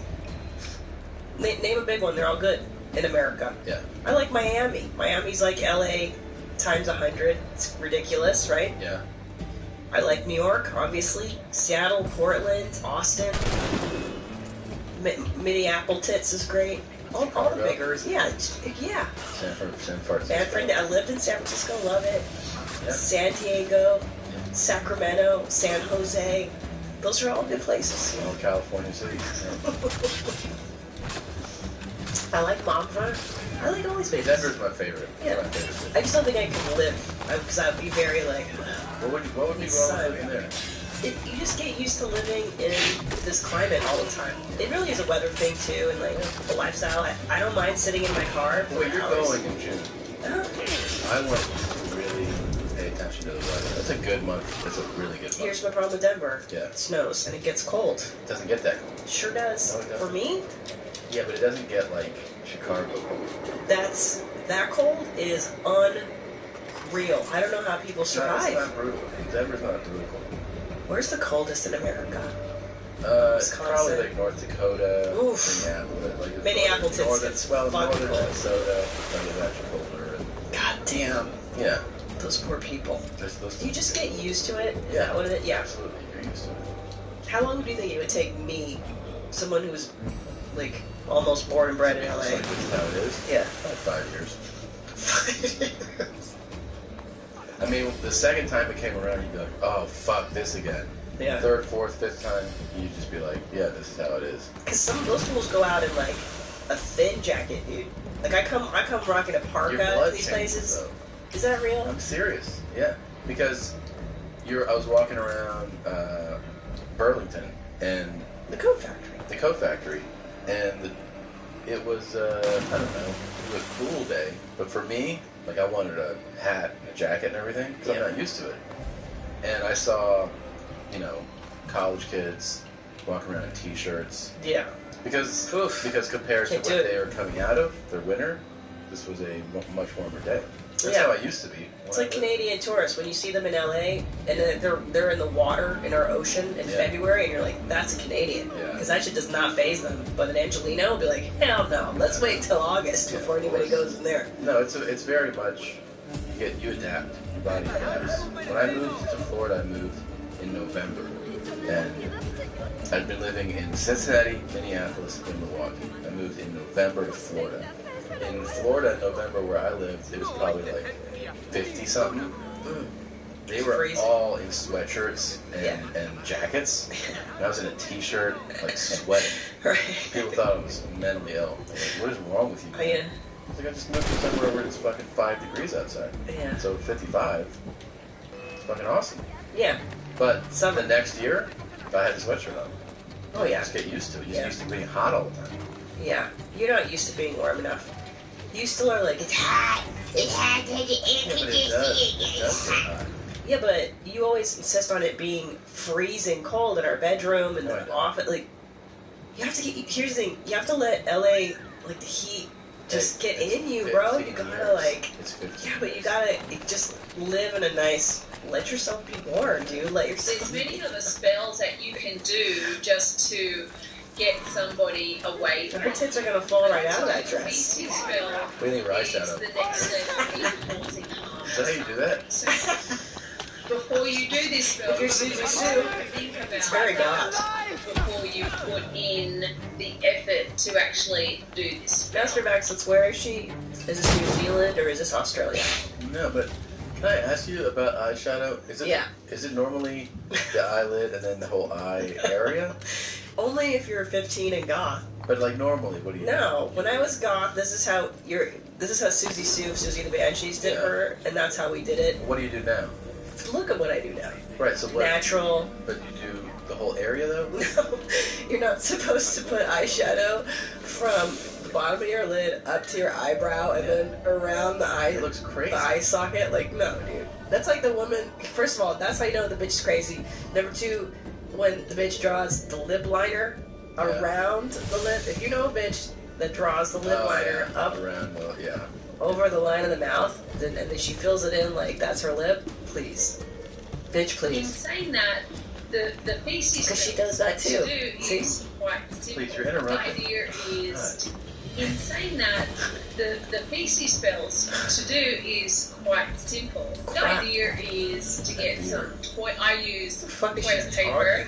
What you do is you write the name of that person on the paper, and then what you're really doing is going in there, you're taking a shit on the paper, and you're flushing them out of your life. Wow. I think that's actually just something you should probably do. It seems every day. Well, every day, but it also seems like that makes a lot of sense. Maybe just the mental process of doing that feels probably very cleansing, don't you think? Yeah, it's very cathartic. Yeah. It's also a colossal waste of time. No? Colossal? God, I said sorry. Colossal. A colossal waste of your energy, isn't it? Probably. Like to really hate that person. How about just forget it, let it go? Nah. Go see a therapist. I'm gonna go take a shit on this paper. Flush them. Generally, for a beginner, this spell will maybe take up to 3 months to do. Oh my god. Every day. That's not an answer many people like to hear, but that's a reality of it. I'd like to hear a different answer. A long time to get into state and focus and actually believe. So hang in there, be patient, but remember, this is a spell to cause harm to someone you really don't like, so use a bit of caution. Now, those tits. I know they're gonna spill out of herb mushrooms, or they're about as hangy as mine. Now, as somebody that was goth in high school, and I read a lot about witchcraft and all this stuff, you're not supposed to do black magic. Why not? Because it's rooted in bad, and it's just gonna come back and get you. Everybody knows You're that. taking shit on the paper. Yeah. Everybody knows. Everybody knows. You're not supposed to do that. Bad karma, dipshit. Big asshole. Stupid, huh? Yeah. Would you do a spell? I would do it. A fart spell? I would do that shit spell, the feces spell. I don't see why not. Why does our car smell bad? We talk about that. Yeah, that was. You know what happened to both vehicles? Yours and mine had stinky air conditioners. Why? I don't know. It was really upsetting. Well, but what causes that? Smell like bung. Smelled real bad. Real bung.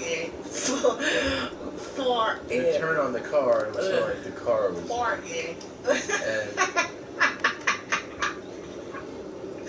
good one.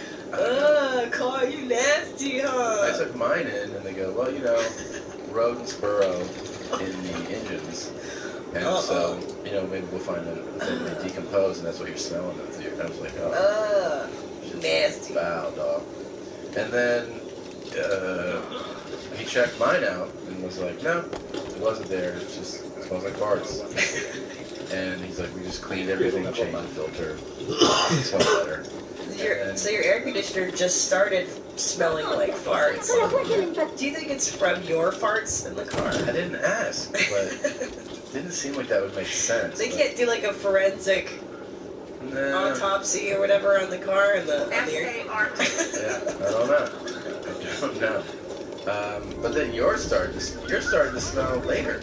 Yeah. So maybe all your farts built up in there. You know what I thought it might be? Because sometimes I make like a cucumber apple like blended shake thing. Yeah. And I leave it in there. They mentioned that actually. No, they really did.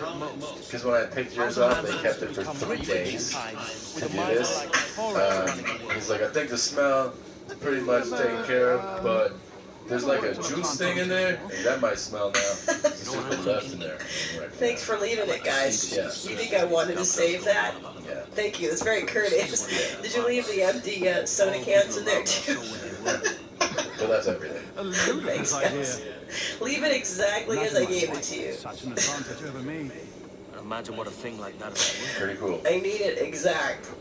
Sell that right. Well, I'm curious. So they don't have any theories other than a dead rodent?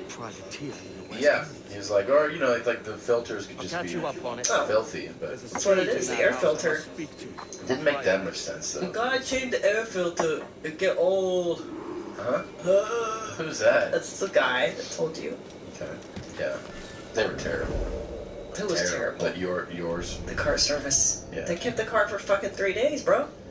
I basically had the routine service, and I was like, oh, also, will you check out the air conditioning? It smells. How long will this take? It's like 60, 90 minutes. I was like, yeah, I'll go home. Just call me. He's like, oh, we need to keep it overnight. I go, okay. Went from 60 minutes to 90 minutes to overnight. Yeah, that sounds really good. And I know. We don't have a mute button. Yeah, well, we do We actually. need a cough button on the mic. There's a, I can take care of you. There you go. Now no one here as well. Somewhat muted. You done? Y'all finish? You finished? You done? And then he called me the second day. He was like, we need to keep it again. I'm like, what are you fucking doing to this thing, man? Oh, that rodent and So lame. stupid fart. Yeah, take off the whole dashboard. You know, every car I've owned eventually smells funky, though. I had a Volkswagen Jetta. Remember that one? And that one smelled like crayons for years. Yeah. Now, I blame it on an accident I got into. I got rear-ended, and the trunk was jammed open, and it rained in the trunk. Ew. And I think it got moldy. And it smelled of crayons for years. That's possible. Yeah. Yeah. Before that, my Chevy Nova, I just smoked cigarettes in there, and the ashtray was That's always so full. gnarly. I know, isn't that crazy now Yes. to think about that? Whenever I see anyone smoking in their car, I'm like, oh, bro, really? Yeah, hard fucking core, right? Especially when you see really nice cars. Yeah. You know, I'm just at a red light, I see this brand new Lexus next to me, you see the window cracked this much, and the person's just smoking. Like, you're smoking. Nasty. Brand beautiful car. I know. No regard. I mean, the worst, obviously, is windows up. Like, you have to be a real lunatic. Just sit in that? Dude, and people did. I mean, back in the 90s, 80s, dude. You'd see that all the They time. still do? Ugh, it's nasty. Try this again. It's Timmy Hill, 2.0. On front top the gear. Speed up here. He's a sanitation driver. So you can hear me better. Timmy Hill 2.0 Going after the mattress. Okay. Not without getting out. That looks like fun, actually. He's trying to grab a mattress Without getting out. without getting out. I love it. So he's driving the sanitation truck and he's using the claw, basically, right? The arm, to see if he can do it, like, basically remotely. I hope my ankle doesn't get bad, but... Do it, dude. He's got it so far. Yep. Turn. He's turning it. Oh, sweet action. He's killing it. Look at it turn. Okay. Let's get over the pause here. Oh, it's bending a lot. It's bending a lot. He's doing it. Yep, let's see if he does it. Oh. Okay, alright, we got a good grip.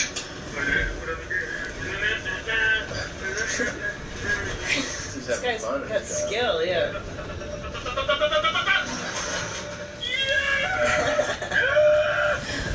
Look at the other guy in the other truck. Nice, dude. Oh, I'm so cool. Nailed it. Punks. Good for him. I bet that took years of experience. That was, oh, for sure. Yeah. You can't do that first week on the job. Hell no. No. Good for him.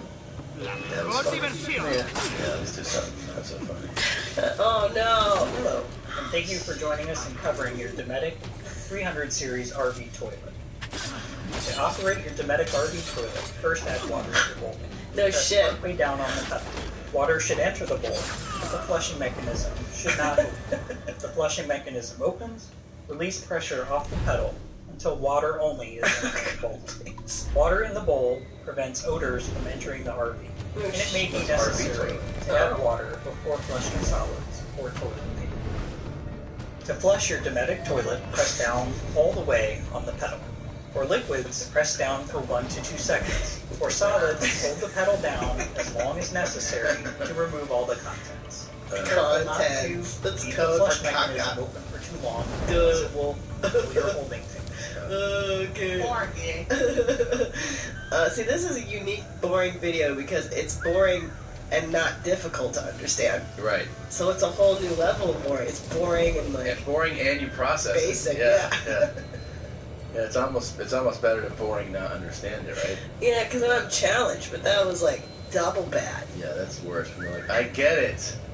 I got it.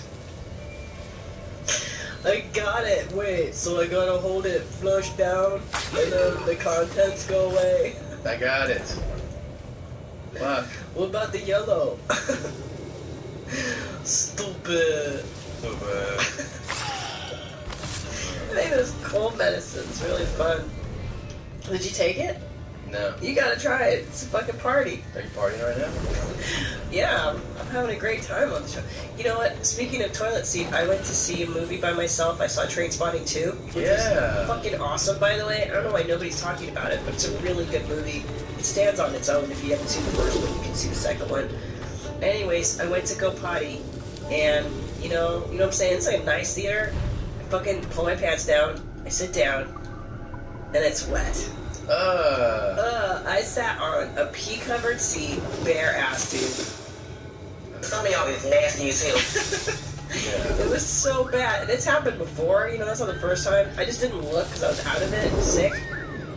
But it's fucking nasty bitch is pissing on the seat at like a nice theater, dude. That's so wrong. Yeah, we're not at fucking Angel Stadium. Some of y'all is nasty as hell. That's gross, man. Have you ever done that before? I've sat on piss, yeah. It's gross. It's upsetting. It's so upsetting because it's like stranger piss. It's not even somebody you know. That's the worst part about it. Yeah. It's like, whose fucking AIDS pee is on me? I don't want it. AIDS pee? Jesus. But then I started getting paranoid. I'm like, can I catch a disease this way? Like, can I get ass herpes or something? Yeah. From someone's urine? No. Urine it's really sterile, actually. Yeah. Nothing bad can happen. Oh my god, you guys are so disgusting. You can't get sick. No, right? No. I mean, it's just on your butt skin, like on your thigh skin. Yeah, it's fine. I can piss all over your thighs. Nothing will happen. Oh, speaking of PB, Yeah. we took FIFO and Schnitzel to the vet I don't know, 2 weeks ago, and FIFO, they took his urine, and then we get a call 3 days later, all the urine samples not strong enough. I go, yeah? Well, we can't tell. It's not concentrating. What you guys need to do is tomorrow morning when he wakes up, his first morning pee. You guys have to collect the first morning pee. I go, what? Yeah. Okay. I'm on it. Yeah. I go, how am I supposed to do that? Well, you know, I'm a fucking dog trainer. I go, how am I supposed to do that? Well, you know, he lifts his leg, or does he squat? Yeah. I go, he fucking lifts his leg. He's a real man. Yeah, he's a dog. He's not non-binary. Yeah. And she goes, well, what you can do? You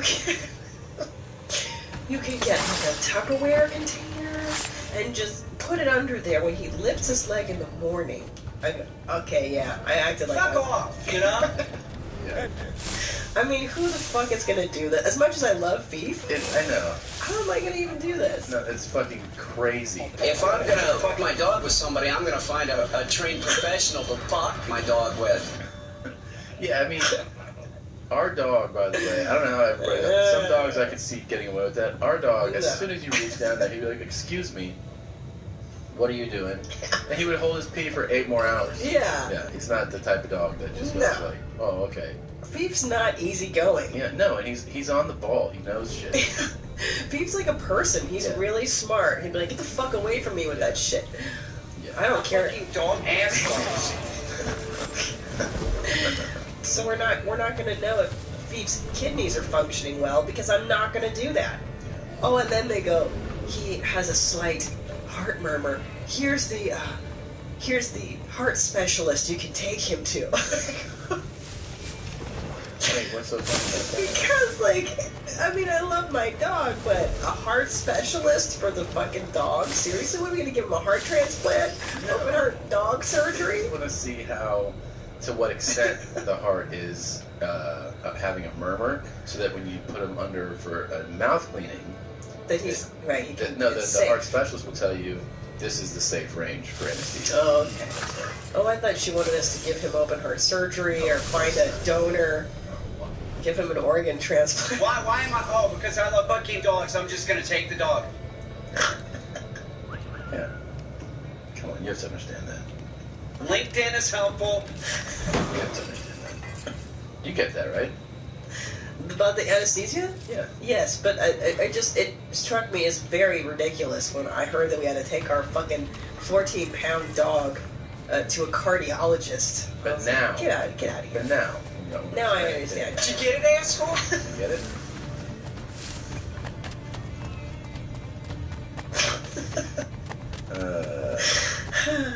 You get that. If the dog's going under, he needs to tolerate the anesthesia. Well, why don't you collect his urine tomorrow morning, and then I'll take him to the cardiologist. Stand him up. We can call it a week. We can spend $5,000 on this dog's health care. I would spend it on Fiefs. You want to clone Fief? I do. I want to clone him for $25,000. I love Fief. I love him too. He's the best. Yeah. But I don't know how I'm going to collect his urine like that. That's insanity. Why can't we just have him, bring him in again, and have him take urine that time? I think what I might ask is if we could bring him in first thing in the morning. Like, Fief holds his pee all day. He hates peeing. All day. He hates going outside for any reason. I mean, right now, he's still asleep on the couch. He loves it. He loves being under the covers and sleeping. Yeah, that's it. He wouldn't eat or pee or shit unless we forced it on him. That's his life. Yeah. Yeah. No. That's true. Bitsy, on the other hand, different dog. Totally trusting, would let me do that in a minute. You want me to pee where? Like, now, you know, a lot of people, we have new listeners all the time, are always trying to figure out what's the origin of the show, what's the show actually about. At our core, we are denim specialists. That's what this show is about. I mean, it's not a mistake that you're wearing that jacket in that point. Of course. So, whenever it's possible, we like to thoroughly dive into the denim world. Oh. So finally, back to our tests. First thing I would look at would be, I guess, stretch. Is it real denim? Is it just stretchy cotton? Taylor Ravi Matano says overall the quality of all 3 jeans is good, but finds the ones from Target, which are the most expensive at $10, don't have strong side stitching. Wait, the most expensive is $10? Yeah, what jeans are they looking into? I don't know. Let's see. I didn't know you could buy jeans for $10. Daily Mail in the UK. Denim for a couple. Okay, I investigated. Goodness. You can get $10. The idea is the more, the better. So this one doesn't have any. This has one. That one has two.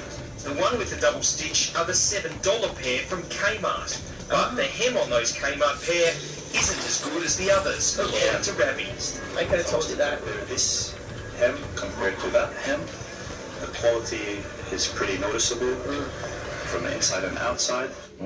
This guy's this is like the denim doctor. Yeah, I gotta tell you, if you're looking for bang for your buck, for quality and price, I think that like old school Levi's was the way to go. Yeah. If you don't want to go designer, just like standard, don't you think? Yeah. Levi's are high quality for sure. Yeah, for the money. For the money. If you're not wanting to spend like $100. On your AGs and your... AGs are amazing. They are amazing. Remember when your friend's dad came here and we were like, cool dad jeans? I forget. You don't remember that? My friend's dad. Yeah. Oh, yes. Yeah, he came over here. And they were like, look at his jeans. And he had they were like baggy on the side. Yeah.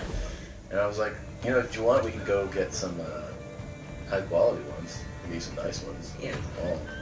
He's like, what do you pay for those? I said, I don't know, like 100 and something. He's like, what are you, fucking out of your mind?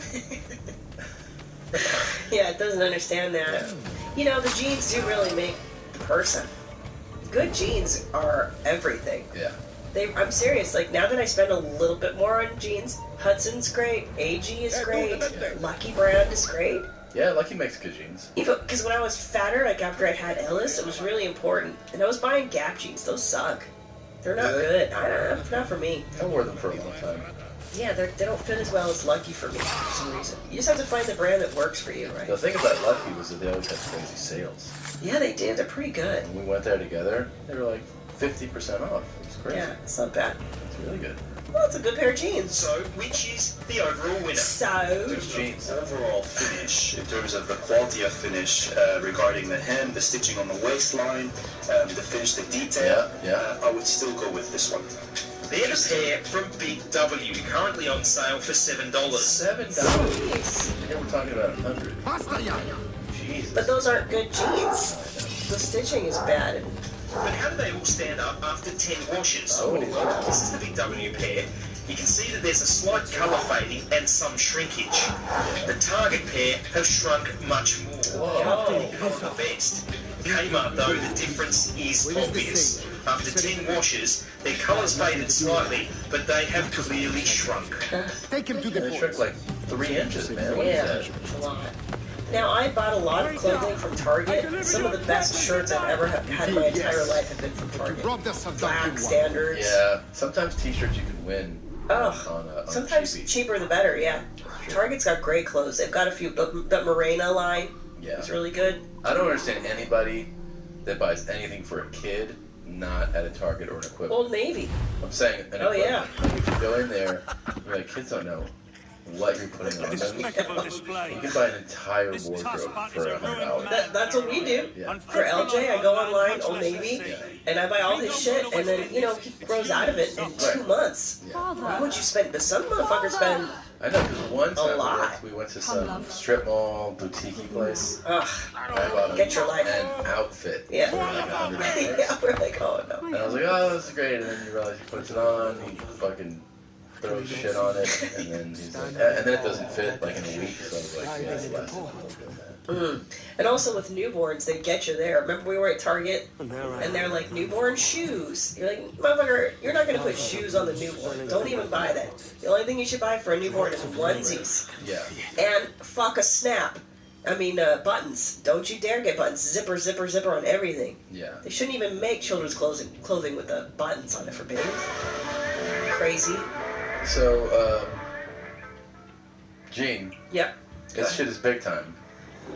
This weekend is your weekend back, basically. Yeah, April 13th through 15th, I'm going to be at Brea. That's this weekend, April 13th through 15th. Come see me. I'm working out my hour. Well, it's already worked out. I'm running the hour, I should say. And then April 28th and 29th, Sacramento at the Punchline. May 4th and 5th, Phoenix, Spartanix, Stand Up Live. May 19th and 20th, Jew Dork Titties at Gotham, Come On You Club. June 1 through 3, I'm in Momver. What did we come up for Denver? Dongver. At the Dongver Comedy Works downtown location. And then June 16th and 17th, Manfred Disco at the Punchline. Come see me before I record this hour. Very excited. This is your boy, T-Nuts, and I have some major new dates, in addition to the dates that you may have heard about. This weekend, San Jose, Meat Rattle, Washington. There's a couple tickets left for the late show in Seattle at the Moore. The first show is sold out. Portland, Oregon, both shows are sold out Saturday, so I added shows in May. May 13th, I added a fourth show. In other words, a second show on May 13th, which would be my fourth in Portland overall. Also at Revolution Hall, Ryan Sickler is coming with me, the great Sickle Cell, in Eugene, Oregon the night before. And we added a late show in Portland. If you didn't get tickets, this is the last time you're going to get a chance. We have a month until the show, and it's 10:30 on May 13th, a Saturday. I added Tucson, Arizona, Tucson, Arizona, the Rialto Theater, June 9th.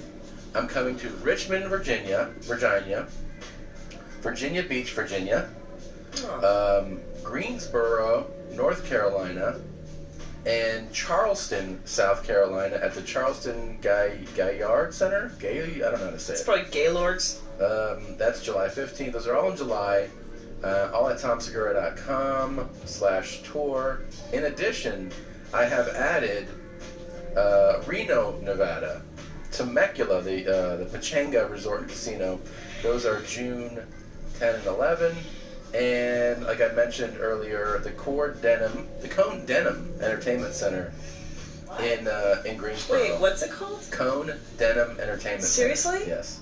Seriously? I swear to you. Seriously. That's in Greensboro, North Kakalaka. Wow, you picked that specifically for the name, I right? 100% picked that specifically for the name. And I'm very excited. I've never been. I will be going there for the first time. I've been nearby, but I've never been to Greensboro, actually.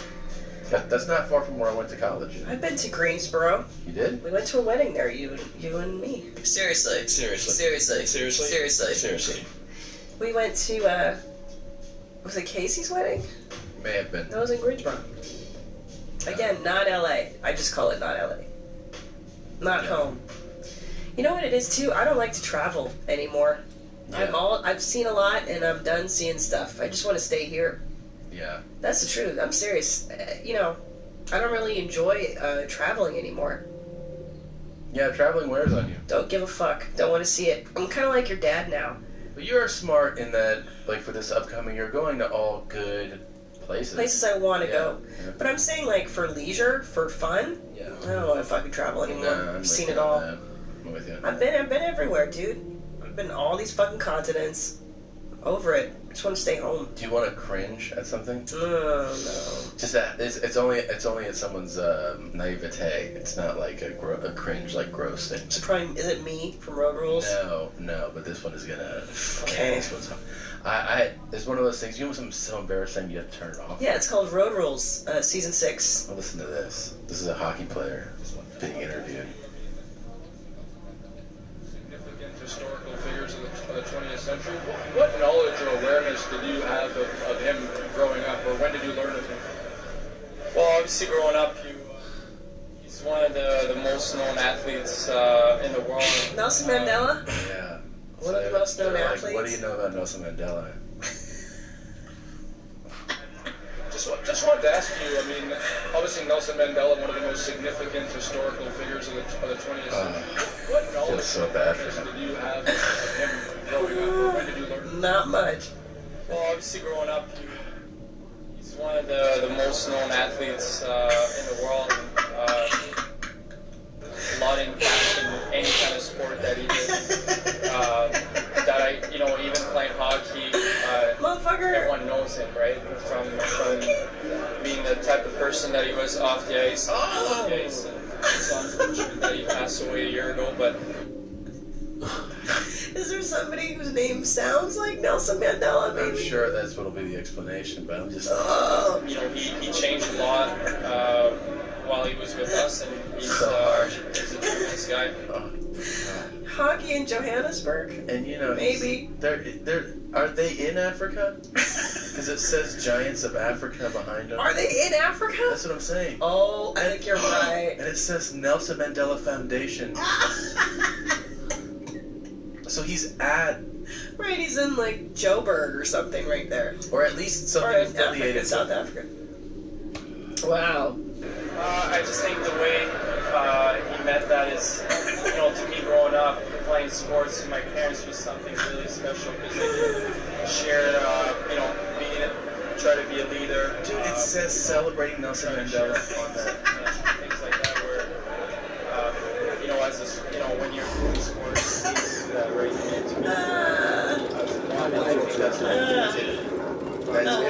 It's hard to watch. Great. I mean, this guy thinks he was a hockey player. And he goes on. Oh my god. So Toronto Maple Leafs. Goaltender Jonathan Bernier on Nelson Mandela's 1-year anniversary of his death fundraiser. Dude, it is at his event. And they're like, he's a great player. Fuck, these guys are fucking. Yeah, you think you'd look it up, right? Or you think you'd ask, hey, who's Nelson Mandela? And I understand he's a young guy. He didn't grow up with apartheid. Yeah. Apartheid. But, you know, maybe... black.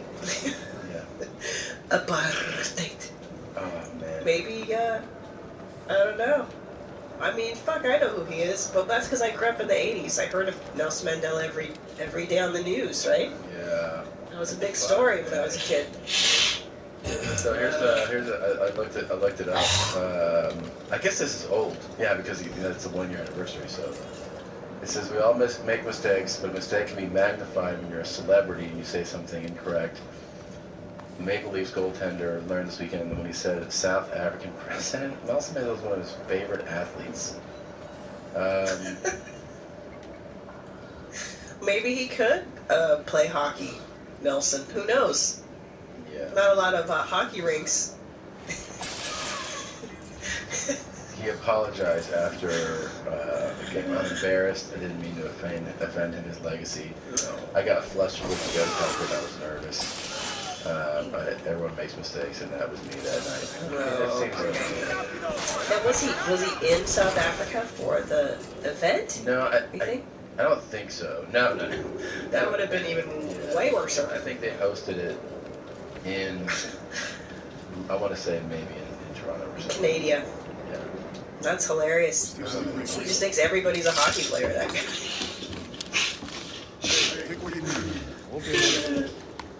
Yeah. Well, who knows? Maybe he played hockey. His off time. No, I don't think he did. There's many prisoners held on this ship. And I like that those journalists did not bail him out. No. Dicks. Yeah. Just let him fucking make a jerk out of himself. Free what men Poor guy. Then find a father. You'd think you'd ask if you're going to the fucking fundraiser, right? Like, hey, who's this Mandela guy? Right, and then Never heard of him. And then to go, which is okay. He's a young guy. Maybe he never heard of the man who, invented apartheid. Spent time in prison, his whole life in prison. Oh no! The electric motor and 60-tooth sprockets on the drive shaft, as well as the input and output yokes. When there is no operating angle on the U-joint, the output yoke of the driven member, the U-joint, and the drive shaft blow my nose out. travel together at a constant speed. This is what you don't understand. Watch the tape on these sprockets and listen to the sound the card makes as the drive shaft rotates at the same speed as the output yoke and U-joint.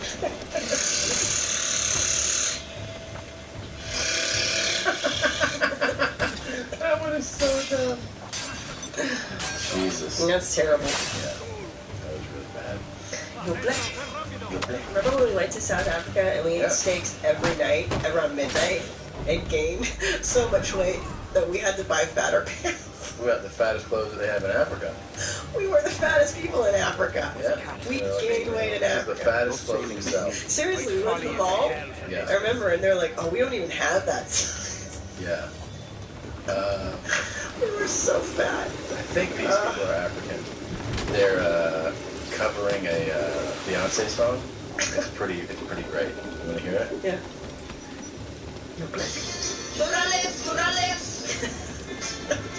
It is Cape Town, yeah. Everything. Everything you own in a box to the left. In the clothes. I love it. That's my stuff. That's if I bought it. Say, come that. That's fine. Would you walk it up at the same time? Okay. So leave your bed so I can call you a pin. That was terrible. It's really bad. It's horrendous. Horrendous. Yeah. Get it to the come into the bed. I think my son and I could have done a better cover of this. Woo. Man, do that left. Do that left. Do that left. Was that an Afrikaans? Well, no, that was English, but that's clearly not their, forte. Do the left. Do the left. Do the left. Do the left. Yeah, hit that tape, man. Sounds like her. Meow thing. Meow thing. Wow. I miss South Africa. Let's go back. I like it there. That was actually a great trip. We didn't go to Cape Town, which a lot of people. That's a bummer. Yeah, because everybody's like, how did you come here and not go to Cape Town? But we were there 2 full weeks. 2 full weeks. So we went to Durban, Joburg. Where else? Durban, Joburg. One other place, There was right? one more place, I think. Yeah. Well, we went out to Soweto. Soweto. But we did shows in some places, didn't we? Yes. I forget the third spot. Nando's Chicken sponsored it. Nando's What was the everything. lady who was with Trevor? Petty sauce. Right, Trevor. Pleasure. Lilith. Pleasure. Tomorrow, Trevor comes. That's it. Pleasure. Oh, thanks for the chicken. Pleasure. And I remember the very funny Ian Bagg was always defending people. Oh man. But he could do it. He would talk so much shit to Africans that they would laugh, dude. Yeah. That was a fun time. Where the fuck did we go, man? Why can't I remember? Yeah. Durban, Johannesburg, what's the other fucking big city? Ooh, hello. Oh, South Africa. Yeah. Just remember this. Yeah.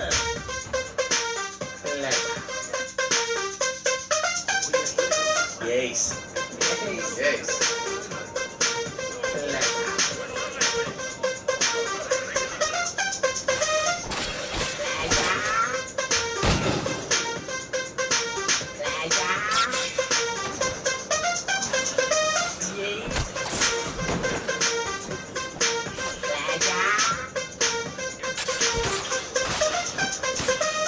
But it gets creepy after a minute. Yeah, that's right. Pretoria. Yeah, Joburg, Pretoria, Soweto. We went to Nelson Mandela's house, remember? We were like, what's up? What's up, dog? What's up, Nelson? Okay, you know what I'm saying? That was fun. That was such a great trip. A lot of feedback online, on Facebook, Social media. and in the emails Facebook. about Washclothgate. Oh no, if we started a whole new debate. Yeah, this is people are very upset. I'm sure. I'll tell you in person. I was talking to people at shows and everybody was bringing it up. You're kidding. Yeah. What's the consensus? It was pretty split. I mean, it was Very funny. divisive issue. There was even a group that came up to me with 2 couples, and one guy doesn't listen to the show, so they go, "Hey, do you use a washcloth?" And he was like, "What?" And they go, "When you shower." This is like talking to me. And he's like, "Yeah." And they were like, ugh. And he's like, wait, what's wrong with that? And they're like, it's just gross. And then the other guy was like, yeah, what's wrong with your hand? Like, what's wrong with my butt? They were just wanting to know what's going on. Here's an email. Dear Tom and Christina, I'm writing aim to let you know that your discussion about using a washcloth from episode 390 was truly horrifying to me. As a non-binary, gender-fluid, heteronormative washcloth, it is deeply disturbing to me that you can suggest that using a washcloth is for people. Using a washcloth. I didn't say that. You said that. You horrible person. I didn't say that. That's me. Using a washcloth is an effective way to get the soap out of your hands and wash away. I can only assume that the poor butthole hygiene that Christina is constantly whining about, constantly stems from subpar washing habits such as these. Maybe if you pick up a few washcloths and give it a shot, you can finally get that butthole licked with all Bark any orders you think wise. We're up against it here. Oh, I'm whining about your butt. Sorry, yeah. Well, we have bidets. Hello. The Washlet 350E really takes care of all the Washlet 350E is unbelievable. Can you imagine shitting without one? Off of that. Yeah. You want to eat off my butt after I do that? No. My son accompanies me in the bathroom when we're alone in the morning. I just have to come in there and he watches me take a shit. He likes to push the buttons to the bidet. It's fun. It's a family thing. Yeah. Dogs come in, they watch me shit. Lie down. Got another email. Hi, Christina. Tom is not making up the story about an older woman masturbating at the Laughing Skull bar. I know that because I am that woman. I am not crazy, and I was not gone, as you implied. I am just an adventurous old woman who loves flicking your penis, especially when a big hairy bear like your husband is around. Sure. I can tell he was enjoying the show. Sincerely, Mildred Redby. Thank you, Mildred. I'm sorry I offended you, Mildred. So there you go. That How was dare not made up. Who knew? Why? I didn't think you made up the story that somebody was masturbating. Did I say that? That I made? You were like, that's not true. Yeah. Well, it definitely happened. Women don't do it as much as guys in public. Dude, here's something that Jamie wants advice. Yeah, okay. So let's see what you have for them. Hey, Jamie.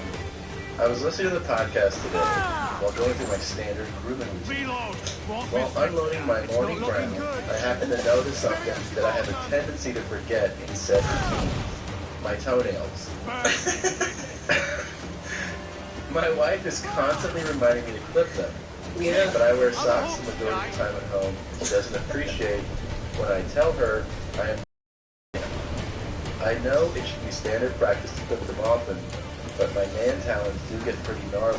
I know. What I want to know is, what is a good amount of time between minimalizing my foot razors, and what should I do to help me remember? Thanks in advance. You nasty. Mommy Jake, you're nasty as shit. Yeah. Look at your... Disgusting. How you remember? You look at your nasty toenails. Motherfucker. Look at them. Some of y'all is nasty as hell. That is so nasty that you need a reminder. Hey, can't you just see how nasty you are? Then yeah, I mean, I think that the general rule is once you start seeing any significant length, right? Just cut that shit. Like toenails should be trimmed. Yeah. You know, Come on, it's not super short, but like it shouldn't be longer than the actual skin pudge of your toe. Well, if you feel like it's long, then it's long. Long. He's like, I don't remember that I have long. That's nasty. How do you forget? Well, and also it starts to encroach on your shoe wearing. It'll start poking into your shoe. Have you ever done that where you're like, damn, my toenails are long, I gotta trim them because they're poking into my shoe? No. It's happened to me before. You feel it, it's a little off. You just see it, man. You just see it like, eyeball it. When do you trim your toenails? I guess I can't think of how often they get done. I feel like it's every couple of weeks, right? Now, how do you do it? Do you get naked and then you put one foot up on the sink? No, I just do it. I just put one on the floor. In the bedroom? Anywhere, whatever room I'm in. Wait, okay, but I mean, I do that at home sometimes. I do it in the hotel room. But how do you do it? You sit down on the toilet? No, I sit down on I'll sit down either on that chair you have, your vanity chair. No. No, you're not on the stomach. Yeah. No. A little leg up like this. No, Stinky Bear. Oh. Or I'll do it on the edge of the bed. Ew, you nasty. Those are two places you're not supposed to do. I do. I don't give a shit. No. Don't shit. Shit? What do you do with the clippings if you're doing it on the bed? No, that's wrong. But then I'm gonna walk on it, or a kid's gonna walk on it. I figured dogs will eat it. Sometimes it's fun to really examine your big toenail clipping. Of course. When it's like real thick. That's what everybody does. Well, it's all fascinating. Yeah. It's all yours. But the little nails, you're like, that big one, if you get like a big chunky piece. it's like the almond in the middle of those Chinese cookies that sometimes you get. Yeah. I think you're doing it wrong. Do you chew on them? No. Do you use them to floss ever? Do you No. use them as a toothpick? You do. Yeah. Pick my teeth with them. You think you could switch rooms and do it in the bathroom instead? Yeah, if it's convenient at the moment, I'll do it. Yeah. No, that's the wrong answer. Do you think you could just switch to the sanitary room? Nah. Yeah. Nah. Yeah. Nah. Yeah. Nah. You nasty. Nasty as hell right now. Why you gotta be so nasty like that? Stepdad. Cut your fucking toenails, dude. Yeah, this guy. I mean, I don't know what kind of advice. Who's not into that? The advice is just cut them. Don't be nasty. He's like, I have socks on. Yeah, but you don't have socks on all the time. No. And then when you just get into the shower, that's the best time to do it, actually. I'd say pre-shower. Yeah. Right? Because you get down, you're naked, you look down. Oh, okay. Clip them. Yeah. Done. That's what I do, or when I get out of the shower, because they're softer. The only other thing he could do is set up a routine where, like, he goes, it'd be great if a guy who doesn't normally cut his toenails starts getting pedicures. It's a great idea. So you can just go get your treatment, you know, and they'll cut it for you. That's true. That's what old people have to do. Don't old people go to the doctor? I know a guy, a podiatrist, who told me that for a celebrity, an old celebrity, he would go to his house to cut his toenails. Hell no, dude. A really famous guy. Who is it? Is he dead? Yeah, he's dead. So then you can say. Yeah, but I don't. It's like one of those. Liberage. No, but it's somebody from like that era. You know, it's Who is it? Old school, like a Cary Grant type guy. You know? Shut up. Yeah. We're talking about like when he was, 85 or something. That means somebody's gonna have to do that for us. Yeah. And he said he would bring out the like the machine. You can't just clip. You'd have to like graze them down. Nasty. Why don't you just put like a memo in your calendar in your iPhone? Cut toenails? Cut toenails. Like put a reminder in there every 2 weeks, you don't dude. need that. You put it on the calendar. Start paying attention. Yeah, just look down, nasty. Here's another email. Hey Hitler, it's me, Danny. I've been dating my girlfriend for about 1.5 years now. She's got a beautiful daughter from a previous relationship. As the relationship has grown more and more serious, I'm getting closer and closer to the daughter. The last few months, I've pretty much taken the father role over completely.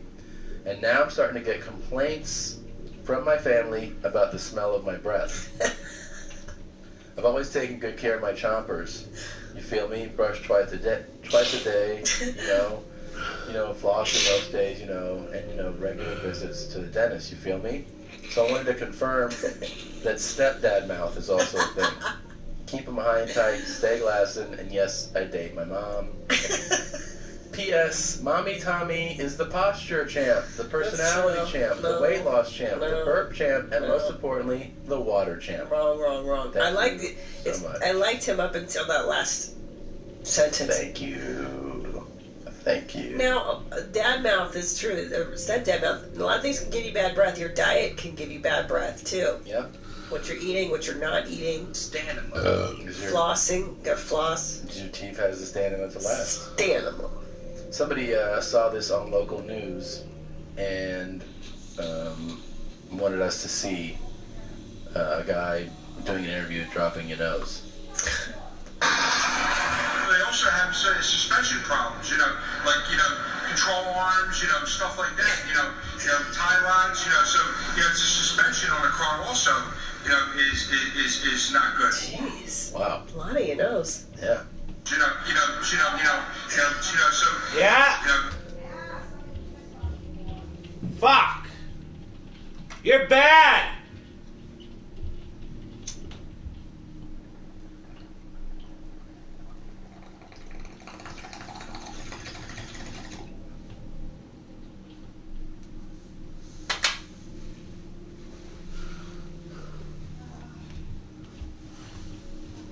Where'd they pee? In that back room? Was that you?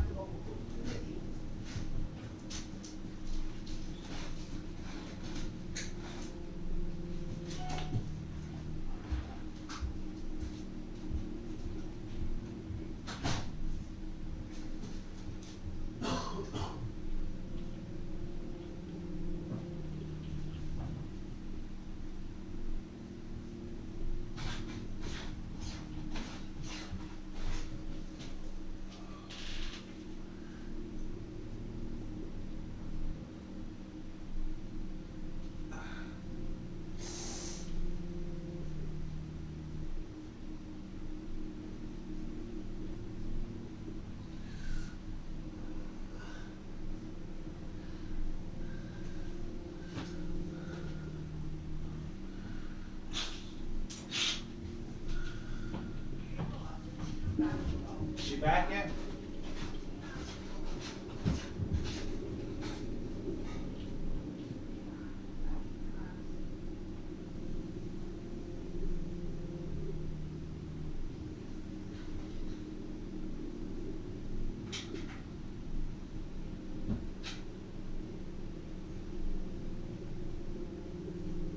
You don't have to leave the whole pack. You don't have to leave the whole pack. You don't have to leave the whole pack. Just leave me too.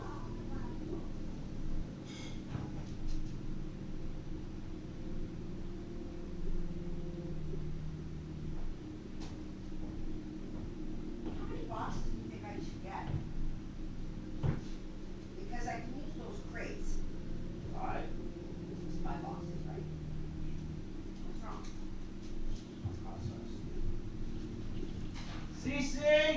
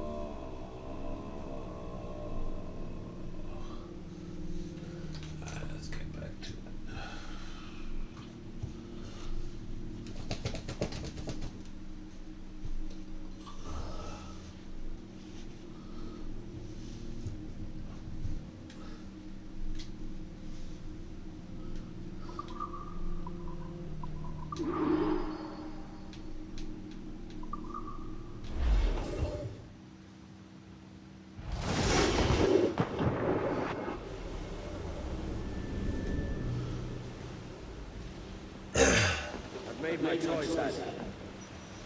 I'm calling her the Jackdaw. A sly bird I loved as a child back in Swansea. A dark little creature, no? Did it rub you wrong when I took this brig as mine own? It was the sort of rub I have learned to endure, sailing among faces of such fairness. It's true.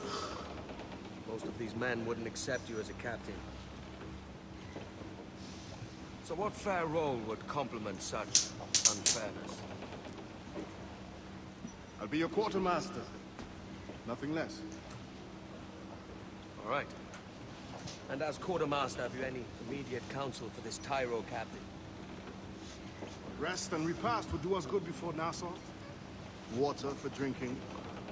Hunting for food and repairs. Well reasoned, sir. Hunting, it shall be. We'll find a decent place to drop anchor. Spied a few items in the hold earlier. Powder and a few pistols. Think I'll fashion a second holster if I can. It's a good start. One you find laughable. Could we talk a moment about the condition of the ship? What's the trouble? I had a walk about the gun deck this morning, and couldn't stand for what I saw. A clutter of linstocks heaped like tinder, and one with a slow match, still burning. Christ. And just nearby, 2 barrels of gunpowder, closer than man and wife. Fit to explode at the touch of a spark. We'll stow ours good and proper. As for the cannons, they might as well be tossed. Clogs touch holes in need of scraping, corrosion on the bodies, barrel swabs as naked as knives, and breech ropes so rotted, I could use them for knitting yarn. The short of it is, we need good equipment kept in fine condition. But we cannot win every battle with snares and shouts. So worry about your own armaments when it suits you. But don't forget about your Jackdaw as well. No, indeed. We'll make it a point to keep this ship and its crew in fine condition. Oh, Billy Riley had a pretty daughter. Oh, Billy Riley, screw her up and away we go. Swim us off the way. Oh, Billy Riley, stands up with a will. And oh, Billy Riley, one more pull and then believe boys. Oh, Billy Riley, oh, Billy Riley. Oh, come on, hit the loose mainsail. Ready to fire full sail. She'll take it. Close down, man your sheets. Shorten sail! Get off the squall! Reef the mains! Clew up gallants! Ease off the wind! Haul in all sail! Clew up tops! Douse those mains!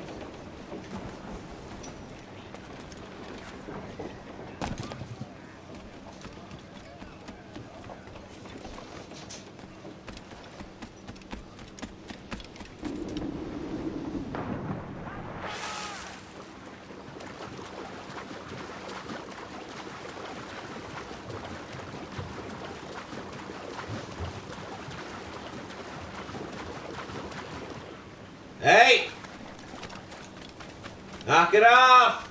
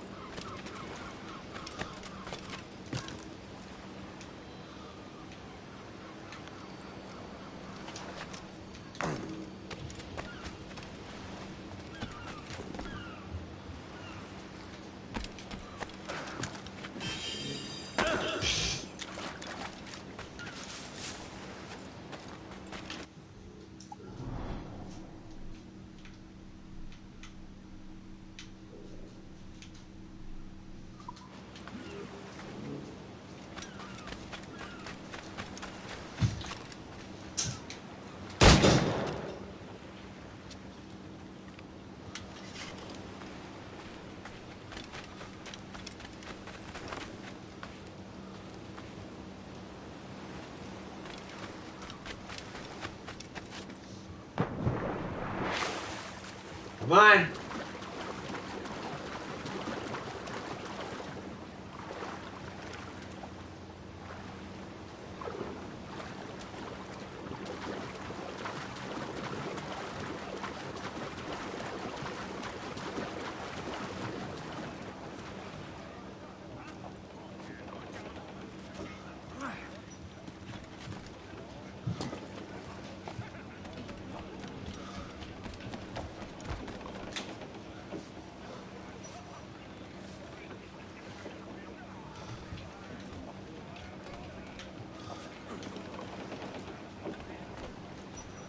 Captain's trick.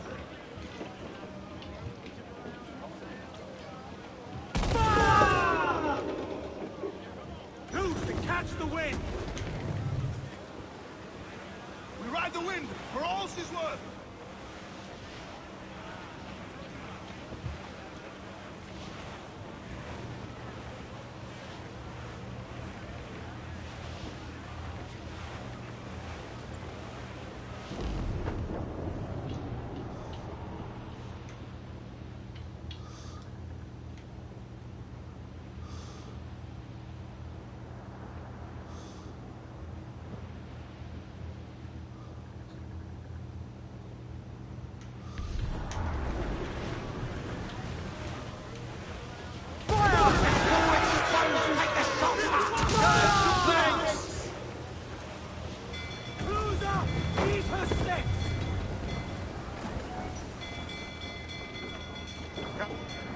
Mains out, let's go!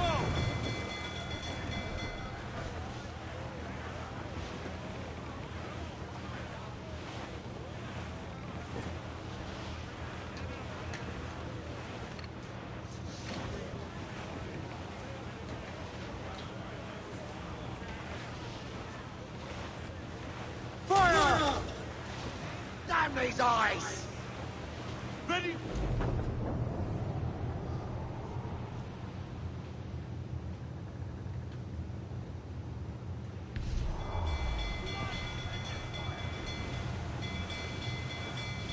Douse the royals atop!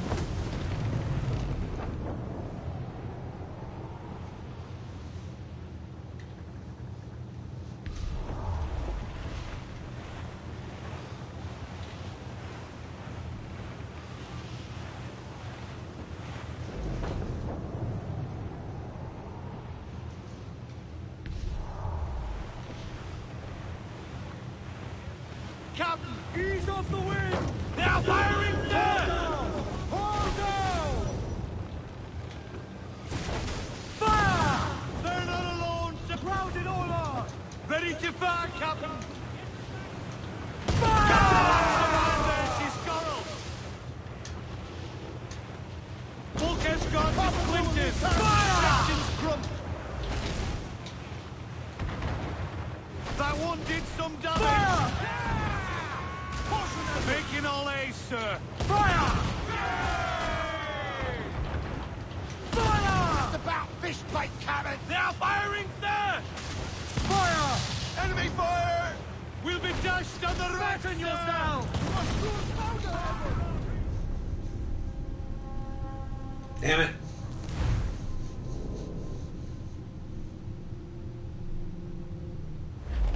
I spied a few items in the hold earlier. Powder and a few pistols. I think I'll fashion a second holster if I can. It's a good start. One you find laughable. Could we talk a moment about the condition of the ship? What's the trouble? I had a walk about the gun deck. I could...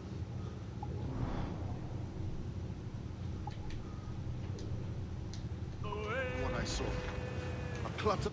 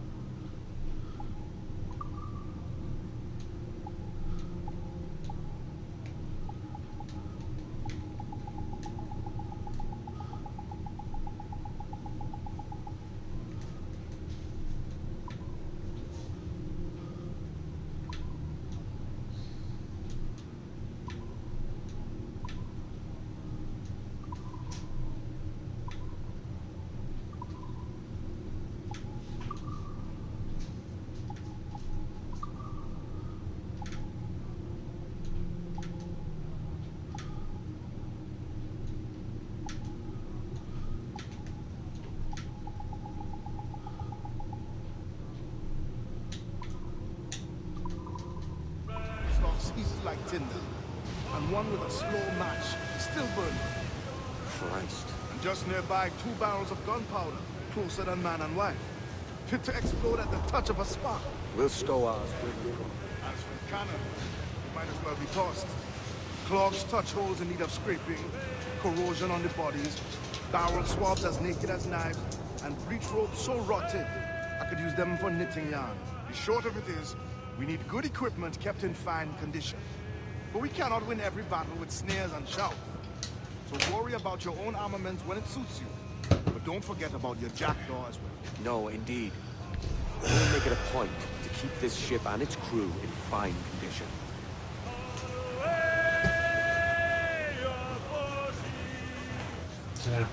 Sit. Sit, buddy. Grease the topsails and gallants! Topsails in! 2 up! Down, buddy. Down. Cliff ahead, fall all!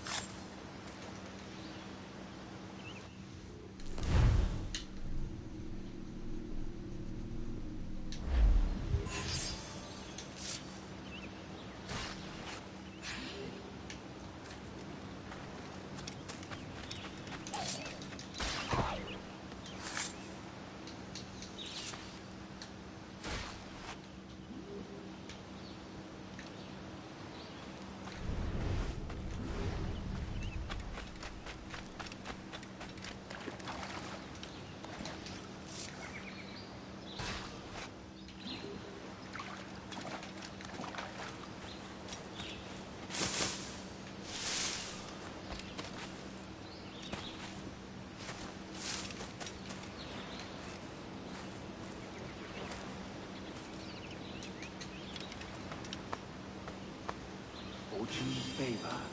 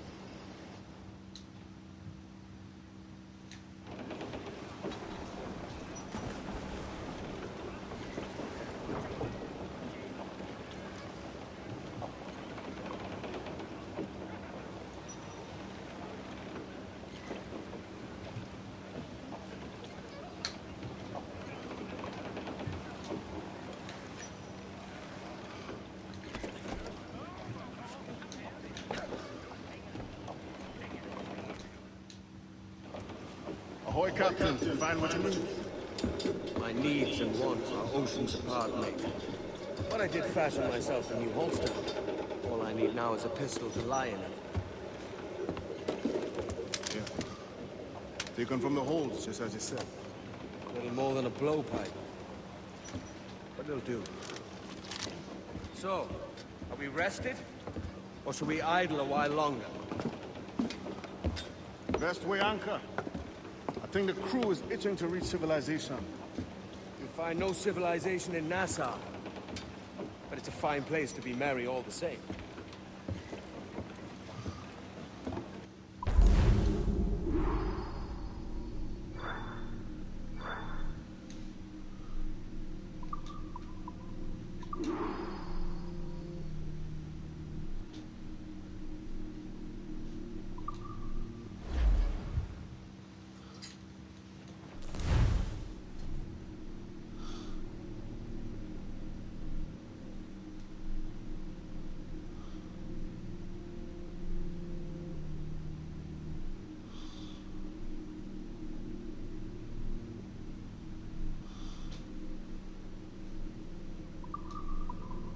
at the main street!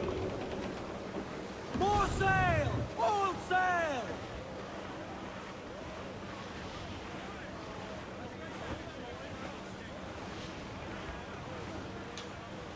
As high road and was falling, away you go, Starboard! Where's the cars to drink, caddies? Brace yourselves!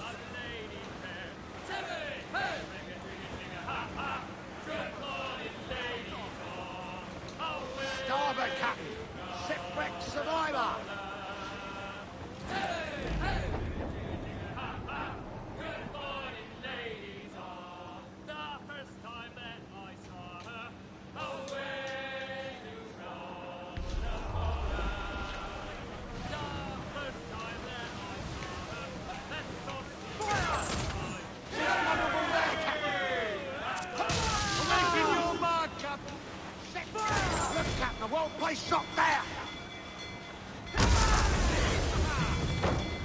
Bring them in for a steely kiss!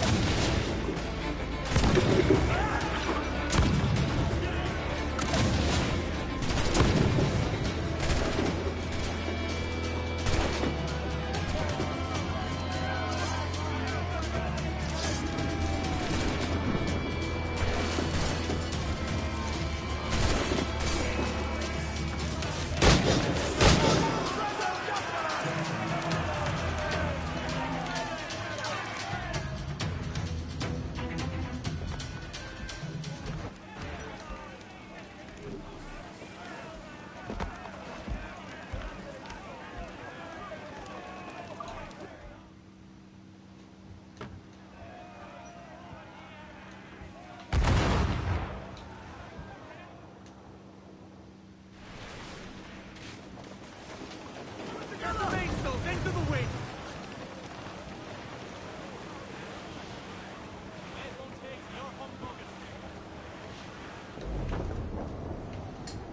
I dreamed a dream the other night. All but me! Lola! Round on every inch of sail!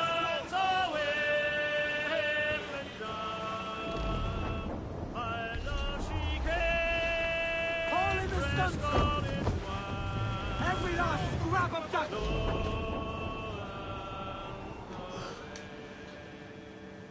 I dreamed my love came in my sleep. Lowlands, lowlands away, Madame. Her cheeks were wet, her eyes did weep. Lowlands away. She came to me at my bedside. Lowlands, lowlands away, Madame. All dressed in white, like some fair bride. Lowlands away, and bravely in her bosom fair. Lowlands, lowlands.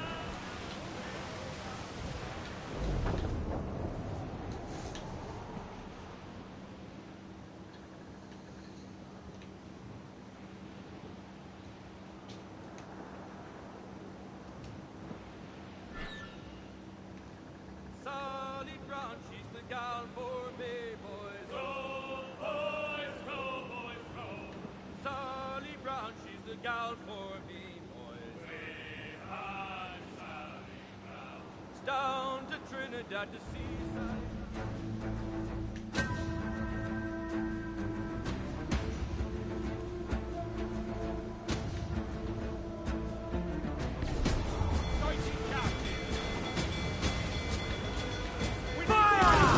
Incoming ship! Guns out! We're ready! Concentrate on the task at hand, sir! Fire!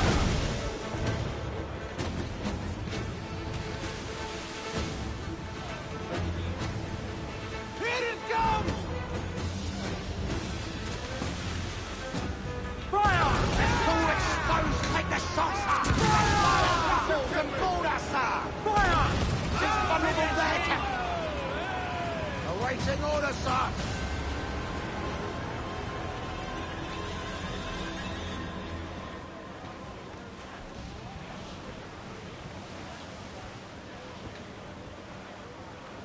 Fire! Missed. Are the hooks tight?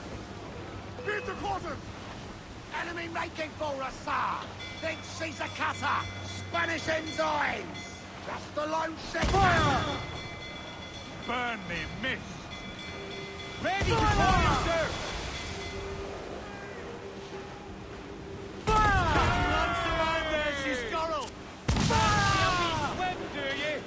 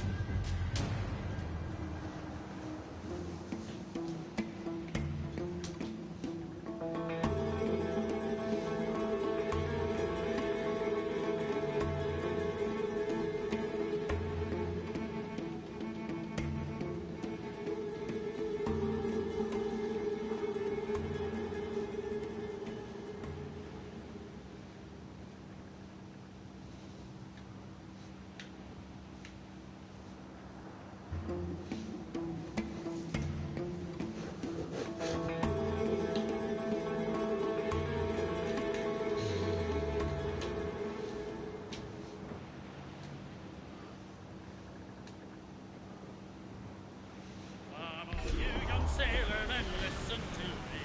I'll sing you a song of the fish. We're beelining for the rock, sir! They put some iron in us, but nothing fatal!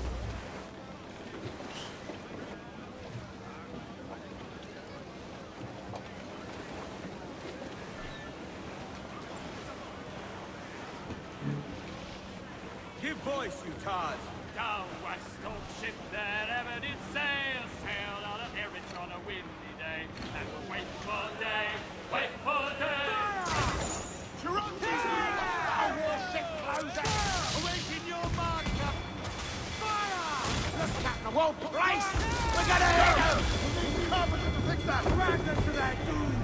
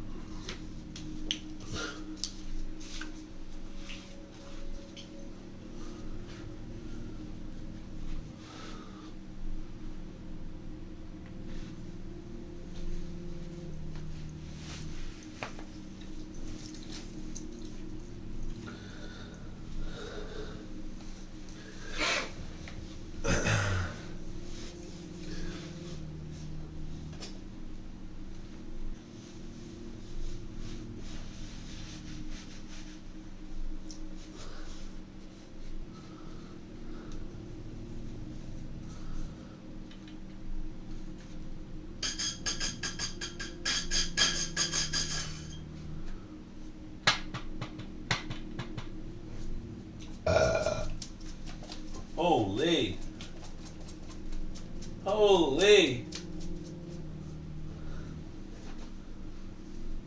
Fuck, did you ever have an itch, eh?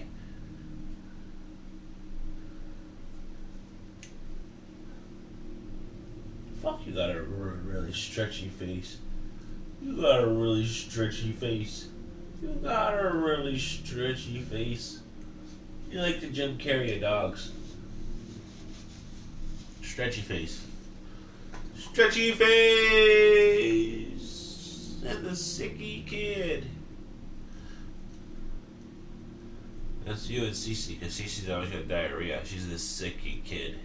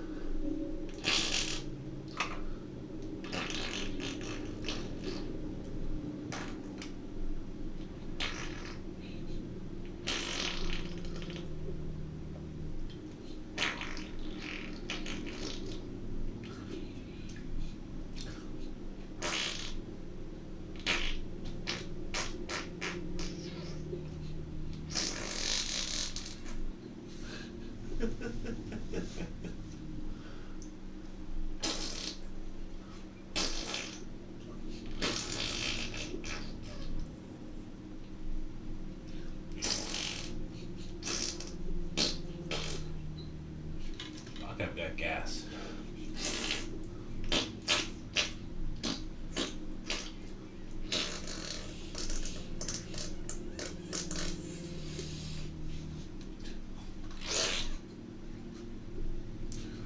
Holy moly.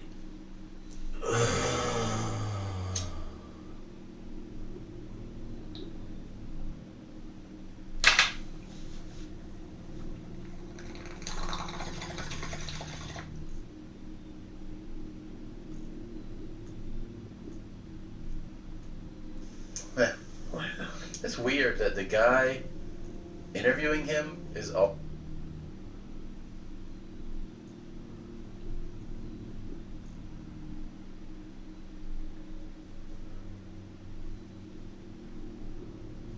That's literally what it's called, the rape game. You saw what happened to Laura Logan in Egypt. That's now happening in Europe.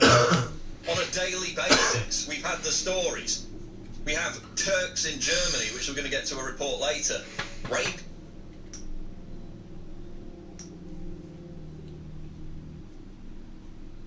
Oh, they cut him off at the Turks.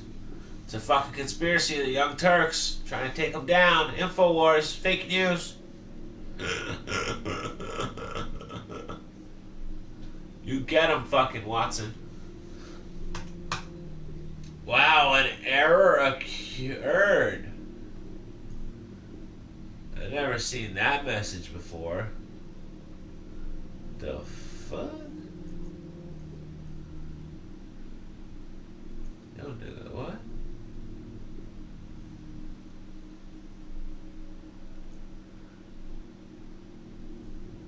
Previously attacked an Australian film crew. There you see him being escorted out of that migrant area in, I believe it was Stockholm, one of the suburbs there. He also went to France after that, spoke to an American who was living in France, and she basically said, yeah, we don't just get catcalled and harassed vocally on the street by migrants. They will literally come up to us and try to expose our breasts. But we have to be tolerant, so I guess we just have to put up with it. That's literally what she said, almost word for word, when he went to France and asked people about it. This is what they're willing to tolerate in the name of progressivism, while criticising me, calling me an idiot for saying the sight of feminists, blocking people in France from voting for a female candidate who would be the first female president of France. I'm bad for saying that. But all of that Marine Le Pen has promised to address, the only candidate who's promised to address it, she's the fascist again. Because anyone who disagrees with the far left is a fascist. Doesn't leave much room for diversity of opinion, does it? Absolutely incredible. But now we see what's happening in France. They're basically voting for their own national suicide. This is an article out of the Daily Mail, which was actually, we covered it a week ago, but it's integral to what happened yesterday. Headline, French election farce. Polling card blunder means 500,000 people could vote twice. Could spell peril for Marine Le Pen. Now, bearing in mind she came second, but as we'd said last week, she probably needed to win to build that momentum. Macron probably needed to be eliminated because he is the establishment candidate. They all will rally around him for the second round, and the polls show overwhelmingly that he will almost certainly win. Problem is, 500,000 people living outside of France, who the vast majority of whom would be expected to vote for candidates other than Marine Le Pen, received 2 ballots. Oh, and by the way, the French government doesn't really care about it. They might investigate it after the election. The French police don't really care about it. They might investigate it after the election. They're just going to let it go. Imagine if Marine Le Pen supporters had been sent 500,000 extra ballots, you know, in a predominantly Le Pen supporting area. There'd be an absolute outrage. They'd probably suspend the election. It happens in favour of the establishment candidate, because these people living outside of France are more likely to be leftist, globalist, they're going to vote for him. It happens there. Nobody gives a damn. Oh, we might investigate it after the election. She loses by 2%. Again, she's through to the second round, but she came second. She lost to Macron by 2%. That reversed itself during the course of the vote. She was ahead by 3 to 4% at one point. Oh, but just by coincidence, a late onrush of votes for Macron, and 500,000 people, mainly his supporters, just got mailed 2 ballots by accident. And nobody really cares about it. We might investigate it after. You know, who cares? Absolutely incredible stuff. 500,000 extra ballots sent out. So no wonder he's come first. I mean, incredible. Westminster reports Le Pen-Macron TV debate on May the 3rd. Now, Macron's actually agreed to this debate, which a lot of people are surprised about, because, of course, he's way ahead in the polls. He can only lose ground, she can only gain ground in a debate, but she would probably need to absolutely slaughter him to regain anything like what she needs to get close to him in the final 2 weeks of this election. Again, the question is, you know, France's next election is going to be in 5 years' time. They're continuing the same policies if they vote in Macron. Literally a Rothschild banker who's been working integrally within the French government, the same highly unpopular outgoing socialist French government that got just 6% of the vote. He's been in that government for years. Before that, he was a Rothschild banker. His entire shtick, this fake populist crap, was cooked up from within the French bureaucracy.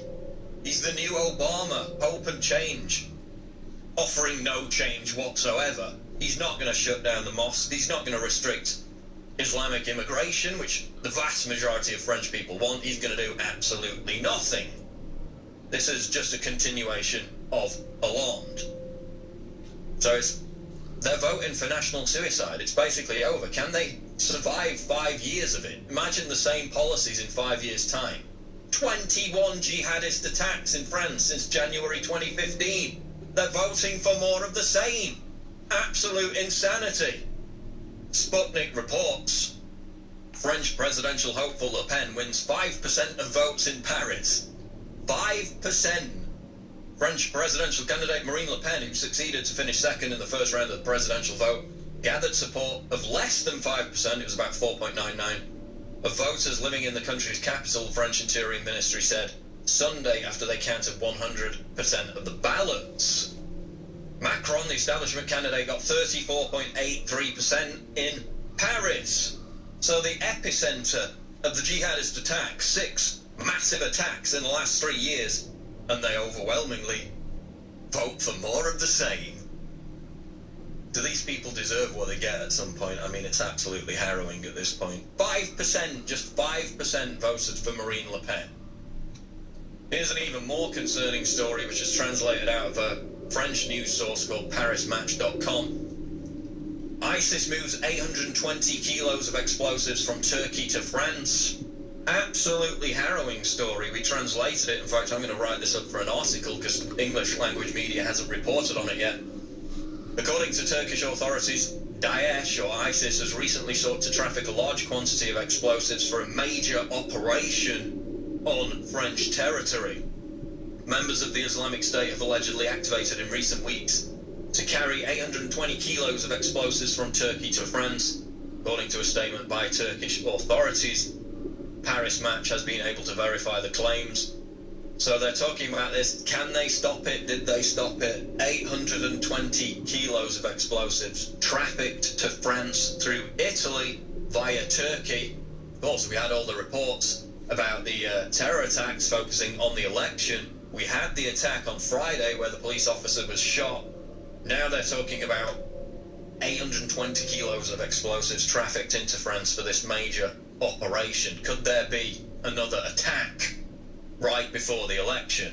Of course, it would only likely benefit Marine Le Pen, but given that she only got 5% of the vote in Paris, they're probably fully signed over to Stockholm Syndrome at this point.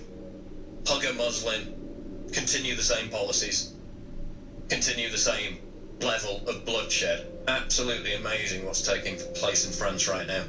Again, as Delingpole points out in that article, which we flashed up earlier, doesn't mean that this nationalist or populist revolution sweeping the West is over if Marine Le Pen doesn't win. She's made strides. She's made strides since 5 years ago. She'll make strides again in 5 years. But what, if anything, will be left of polite society in France in 5 years' time? But again, 500,000 extra ballots sent out to people who are likely not her supporters. Probably a pretty good reason as to why Macron was able to make up that deficit, which we saw during the final hours of voting yesterday, and get that extra 2% he needed to carry the momentum through to the second round, which is on May the 7th. Sticking with Europe, Breitbart reports only 2.65% of immigrants into Italy are refugees. Only 2.65%. According to official reports during the year 2016, only 2.65% of those immigrating into Italy were awarded asylum as refugees, with the vast majority staying on in the country as illegal undocumented immigrants. So they just disappear into the underground criminal economy as soon as they arrive there. According to the United Nations Refugee Agency, a total of 181,000 migrants crossed the Mediterranean Sea into Italy during 2016, a record year in recent history. That figure does not include those who were able to enter the country undetected, but only those who are officially registered either by Italian officials or NGOs. So when you take out the numbers that just disappeared underground, who knows where they've gone, who knows what beliefs they hold, 2.65%.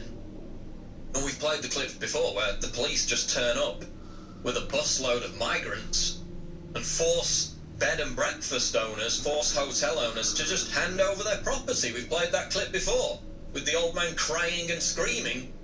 The police come with guns. They say, your hotel is now a home for migrants. It's a migrant camp. We're seizing your property to literally hand it over to migrants. That's happening more and more in Italy. And the NGOs, which are involved in bringing the migrants in, are now operating as a virtual taxi service, bringing them into Italy. We've talked about this before. There you see the clip I was just talking about.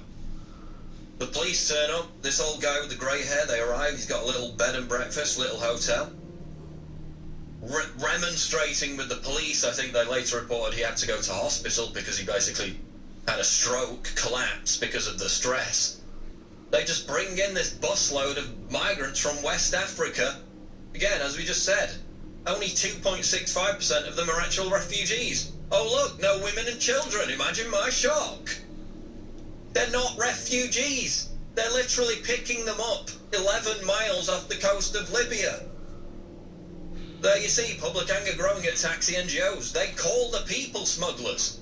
People blame the people smugglers, blame the NGOs, blame these far left groups. They're in direct communication with the people smugglers. They say, we have another boatload of migrants. We're 11 miles off the coast. Send the taxi. They send the ship. It brings them back to Italy. But again, what are we sold in the media? Oh, they're struggling to get here. They're fleeing war. 2.65% are actually refugees. These far-left groups are going out to Calais. They're going back to Calais, setting up food stalls to feed them. All the migrants are coming back there after they demolished the camp, after it created absolute carnage, after they were trying to hijack lorries to get into Britain to get on the welfare. Again, you look at the pictures, no women and children, because they're not refugee families. They're economic migrants. They're taking advantage of it. It's causing massive problems. But it seems that France has voted for more of the same if they're going to pick Macron in round 2. Incredible situation in Europe. We'll be back to talk about it more on the Alex Jones Show Live. Breaking news at Infowars.com. The reason InfoWars Live has 5-star ratings on major third-party sites is because I want products I'm going to use for my family. I take this, my family takes this, and then it funds the operation with the most hardcore, truthful information you're going to find anywhere. So what you find in our news is the same thing you find in our products at InfoWarsLive.com. If I ever forget to take them, I have a noticeable difference. I don't feel good. The nascent iodine is one of the ones that was life-changing for me. Yeah, I actually have just run out of my super female. I had a few bottles at my house, and I've been taking it again, hitting the gym once again. Very exciting, feeling great, looking good. So, and I know my hair is luxurious once again. So obviously, super female is amazing. I love it. Nascent iodine is essential. Survival Shield X2. If there's one product that I would say is life-changing that I would suggest, it's Nascent iodine Survival Shield X2. It's got a 5-star rating. It's a win-win. InfoWarsLive.com. Try not laughing at this headline. Survey. 1 in 5 adults in the United Kingdom can't change a light bulb or boil an egg. This according to a survey of more than 2,000 people on their habits around the house. Listen to some of these shocking statistics. 31% of people could not cook a meal without a recipe. 34% of people cannot read a map. 38% of people could not unclog a sink. 47% of people don't know how to check oil levels in a car. 53% of people could not put up a shelf. A shelf! Now, while this survey was done in the UK, I wouldn't be shocked if you got some of the same results in big cities here in the United States. This is a perfect example of how modern-day education systems and lifestyles are domesticating our society so that we cannot function independently. I am Jax, and he interrupted me while I was watching How My Ball! Infowars.com. This is Owen Schroeder.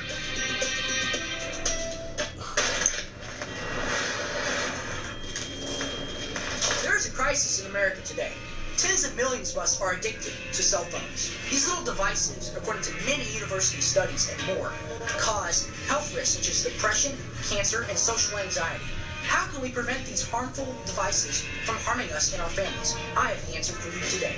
It's called the Block-It Pocket. The Block-It Pocket works by securing your phone in a safe, no radiation compartment. I use the Block-It Pocket every day to protect me from harmful radiation and prevent others from stealing my stuff. Online, your entire persona is visible. Your credit card numbers, your email, everything about you that a criminal can use to hack and buy things under your name. With the Block-It Pocket, this is impossible. It blocks those harmful signals so that you can be safe. Go to InfoWarsStore.com today and make sure to secure your very own Block-It Pocket.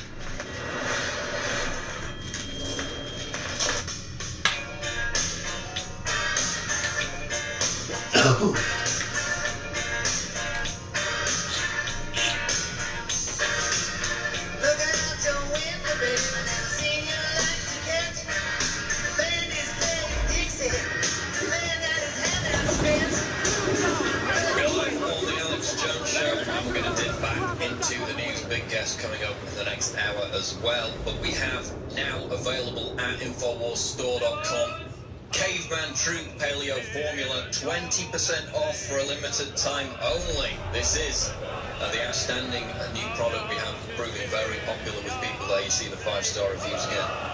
For the first time ever, we're giving you 20% off. This is the first big discount we're offering on this Caveman Troop Paleo Formula at InfoWarsStore.com while supplies last. Caveman fuses super high-quality bone broth with more than 7 different primal superfoods to help support healthy muscles, fight free radicals, and so much more. The unique formulation behind Caveman combines cutting-edge nutraceutical science with ancient nutrition to deliver powerful benefits. There you see some of the 5-star reviews it has: the turmeric root, the chaga mushroom, bee pollen, bone broth. Caveman really is the ultimate in true paleo nutrition. Love the chocolate flavour, thank you so much. Great taste, wonderful product.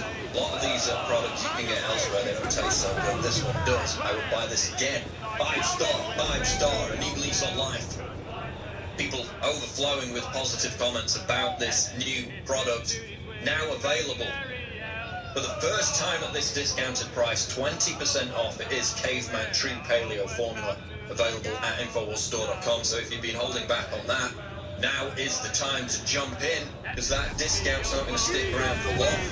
We also have Survival Shield X2 available, and we have a new review, again, independent third-party 5-star review, best InfoWars product.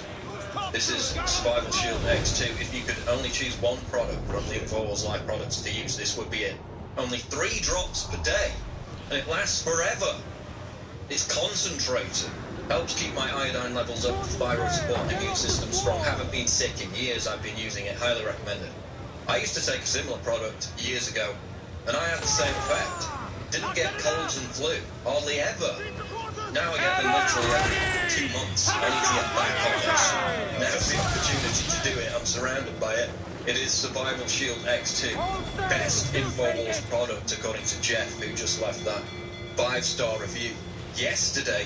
You can read the others at InfoWarsLife.com. Again, we're under constant assault on a daily basis. You've seen the piranhas attacking. It's a feasting session, they think.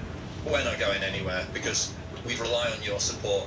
And you've shone through every single time we asked for it. Amazing support by getting the products at InfoWarsStore.com. Daily Beast reports Sean Hannity accused of inviting Fox News guests to his room. Again, this is part of the piranha attack. You saw them bring down Bill O'Reilly. You've seen them bring down others. Happened to Milo. Now Sean Hannity's under assault, but he's striking back. Basically, one of his Fox News guests claimed that he invited her to his bedroom. She says it wasn't sexual assault. But Hannity shot back. He said, quote, "My patience with this individual is over. I have retained a team of some of the finest and toughest lawyers in the country who are now in the process of laying out the legal course of action we will be taking." He basically says he will not allow slander and lies about himself to go unchallenged, and says it's a coordinated effort to now silence those with conservative views, which is what we've talked about again and again. They always go for the personal. Always. And people just believe it because, of course, mud sticks. They pressure people's sponsors, they pressure networks to get people kicked off the air via these unfounded allegations. Well, Hannity is hitting back, but you can see what he means. This is part of the general trend to silence those with conservative views, not by having a better argument, but by sniping and attacking them personally. Well, we're going to fight back. It's happening right now. This is the InfoWars Show Live, InfoWars.com. Our guests coming up, don't go away. You are listening to GCN. Visit GCNlive.com today. Electrify your day with Secret 12. It's like lightning in a bottle. We all have days in which we just can't seem to perform at the level we'd like to. InfoWars Life Secret 12 is designed to naturally energize your body and mind with 2 great tasting and super high quality forms of vitamin B12. Proper vitamin and nutrient intake is essential to keep your body functioning at optimal levels. The reality is, it's hard to take in the proper amount of vitamins we need each day with our modern diets. Secret 12 by InfoWars Life is an easy way to naturally upgrade your vitamin B12 intake and support your body's natural systems. It pairs 2 forms of vitamin B12 into one explosive formula. Vitamin B12 supports healthy energy levels through red blood cell formation and aiding in the body's natural processes, but it also assists with many other functions of the body. Electrify your mind and body and take your health to the next level. Experience the power of Secret 12 at InfoWarsLife.com. That's InfoWarsLife.com. Leading a frontal assault on the lies of the New World Order, it's Alex Jones.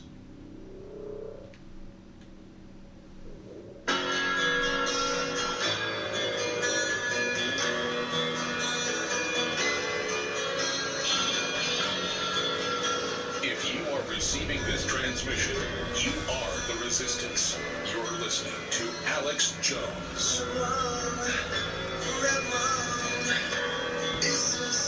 We are back live on the Alex Jones Show. Tony Thomas is coming up. He's a parliamentary candidate for the National Front, which is Marine Le Pen's party. He's coming up in the next segment to talk about the fallout from the French election.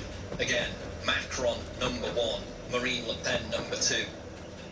The polls show or suggest that it's not going to be that tight a runoff because, again, all the establishment money is flooding in behind Macron. He's in pole position to coalesce that support. Again, his entire campaign literally created by the same bureaucracy, the same outgoing government. Now you see Francois Hollande has endorsed him exactly as I predicted in that video, which we played on last week's show. So Macron heads to the final round on May the 7th again. Globalism versus nationalism. Polls suggest it's not going to be tied. What could happen in that 2-week period that could change that? We're going to talk to Tony Thomas about that very subject. But sticking with France, this is John Bound's special report. French election, a populist endgame. Results of votes in the first round of France's presidential election show a tight race between populist favorite Marine Le Pen and centrist Rothschild creation, a.k.a. Hollande 2.0, Emmanuel Macron. Macron, a former member of the Socialist Party from 2006 to 2009, began running as a centrist under the banner he created as recently as April 2016. I have heard your expectations for a true change, for true democracy, for ecological and economic change, in order to build a future of a stronger France in a Europe that is a protecting Europe. For this I need your vote and I need your trust. While Le Pen has called for numerous immediate policies to deal with France's out-of-control refugee crisis, the time has come to get rid of all the arrogant people who want to dictate to the population what they should do. I am the candidate for the people. And it's an appeal to all the sincere patriots, wherever they come from, whatever their origin, whatever they voted for in the first round. I invite them all to join us and to abandon old-fashioned quarrels and to concentrate on what is the superior interest of our country. That was really essential. And that's what's at play, the survival of France. So I call upon them to unite behind our project of renewal, and they will be our brothers. Macron walks a vague line on the refugee invasion, even offering a foolish culture pass in the vein of Merkel's policies, which have clearly not worked and only served to fragment cultural integration, and its failure to stave off a jihad mindset that has now been recently emboldened by Recep Erdogan's recent establishment of executive power to usher in his revolving door caliphate of terror into Europe. Populism, a shot of antibiotics into the arm of globalism, is still gaining traction, and the globalists are horrified. We want to avoid going back to nationalism, populism, extremism, which is taking us down the wrong path. This is why Europe doesn't work. This is why we have populism, because Europe is weak with populism. You're turning a blind eye to what actually happening in these countries. We have hunters organizing some safaris, to sort of hunt down the migrants. We have all this speech of racism, of hate, of xenophobia. And what you say on TV and what Europe says on TV is that, oh, actually, they are good partners. It's okay. No, it's not. The far-right leader, Marine Le Pen, doing very well and ultimately winning. She's campaigned for France leaving the euro. Would that trigger a financial crisis? It would certainly entail a major disorder and a risk of dislocation.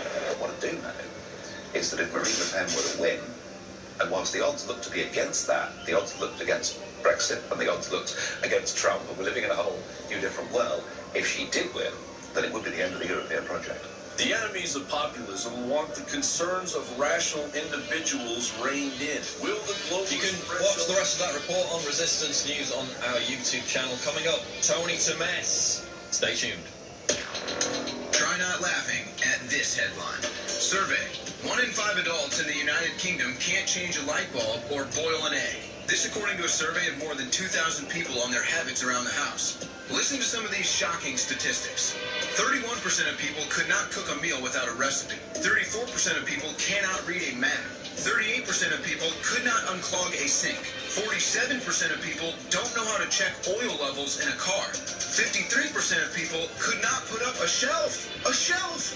Now, while this survey was done in the UK, I wouldn't be shocked if you got some of the same results in big cities here in the United States. This is a perfect example of how modern-day education systems and lifestyles are domesticating our society so that we cannot function independently. Yeah, and he interrupted me while I was watching. Oh, my God! This is Alex Jones. I want to tell you about a way to save a lot of money on one of the best new off-the-grid products of 2017.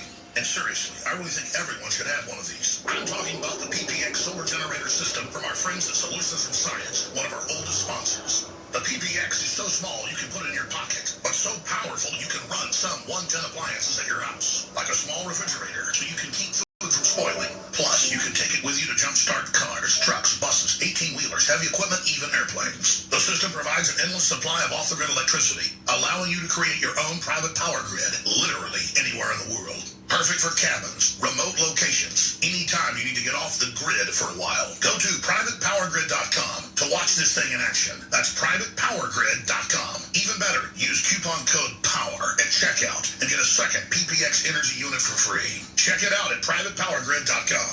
That's privatepowergrid.com.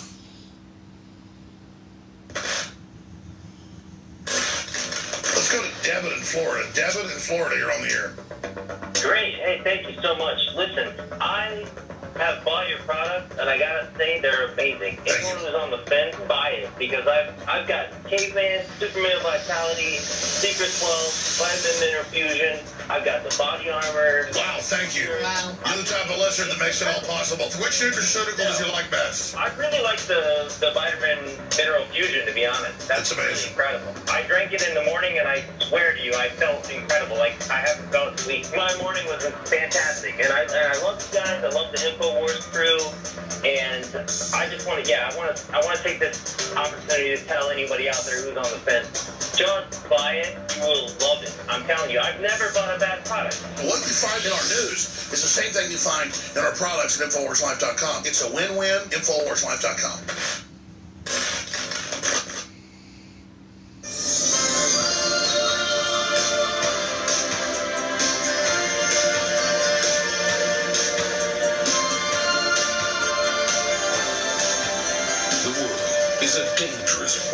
Not because of evil, but because of those who look on and do nothing.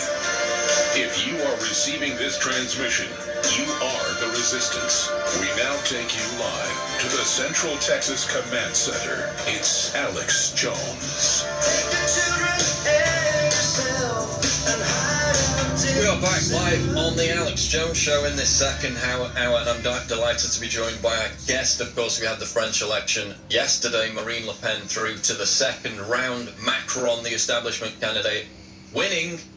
Our guest is Tony Tommes. You can find him on Twitter at Tony, Thommes. He is a National Front candidate for the French Parliament, and he's in South Korea, actually, where it's very late, so we really appreciate him taking the time. Tony, welcome to the show.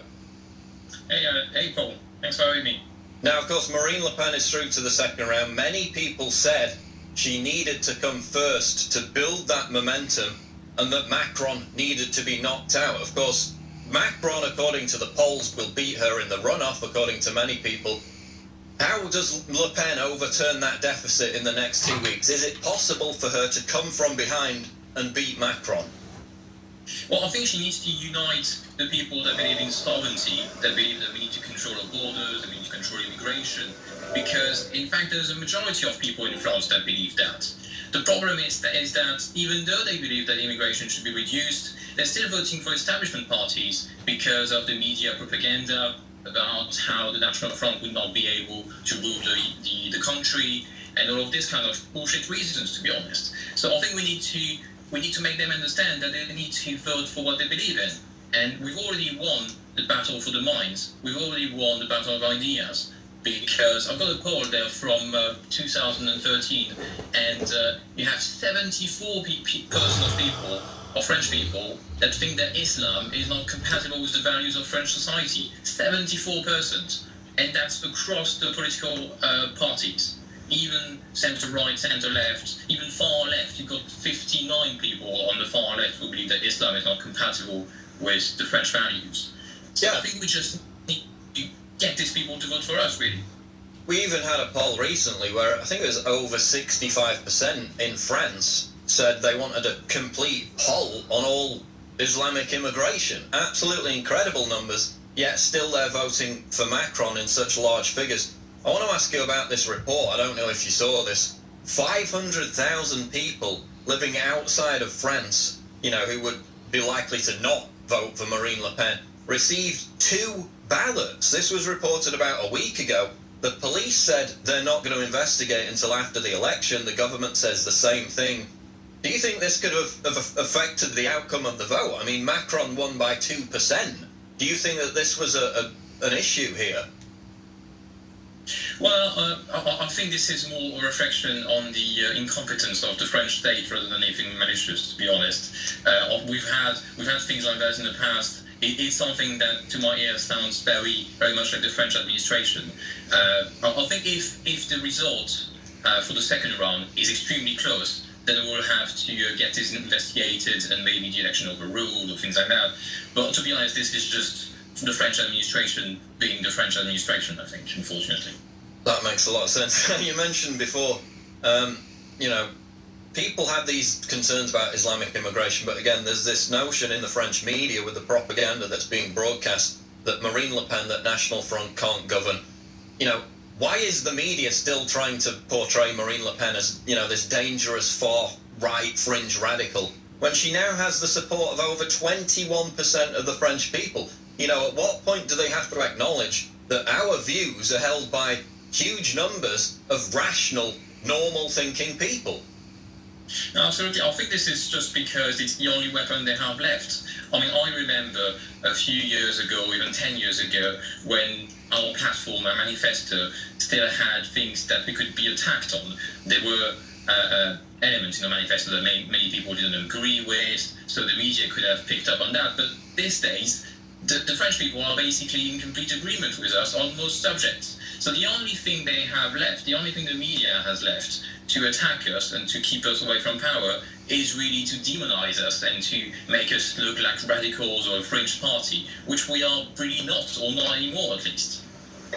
That's exactly it. I mean, you can't continue that narrative for much longer when you have literally, a fifth of the country. A lot of people didn't vote, you have to remember, but over 21% of the French people voting for Marine Le Pen. Also, something that I picked up on today, according to a report, Le Pen was second behind Mélenchon in the black majority overseas territories in places like Reunion, Guadeloupe, Mayotte, Guyane. I mean, if she's coming in second amongst majority black voters, that suggests that they're not really concerned about this racist characteristic that the media has tried to throw at her, right? Absolutely. This is a very interesting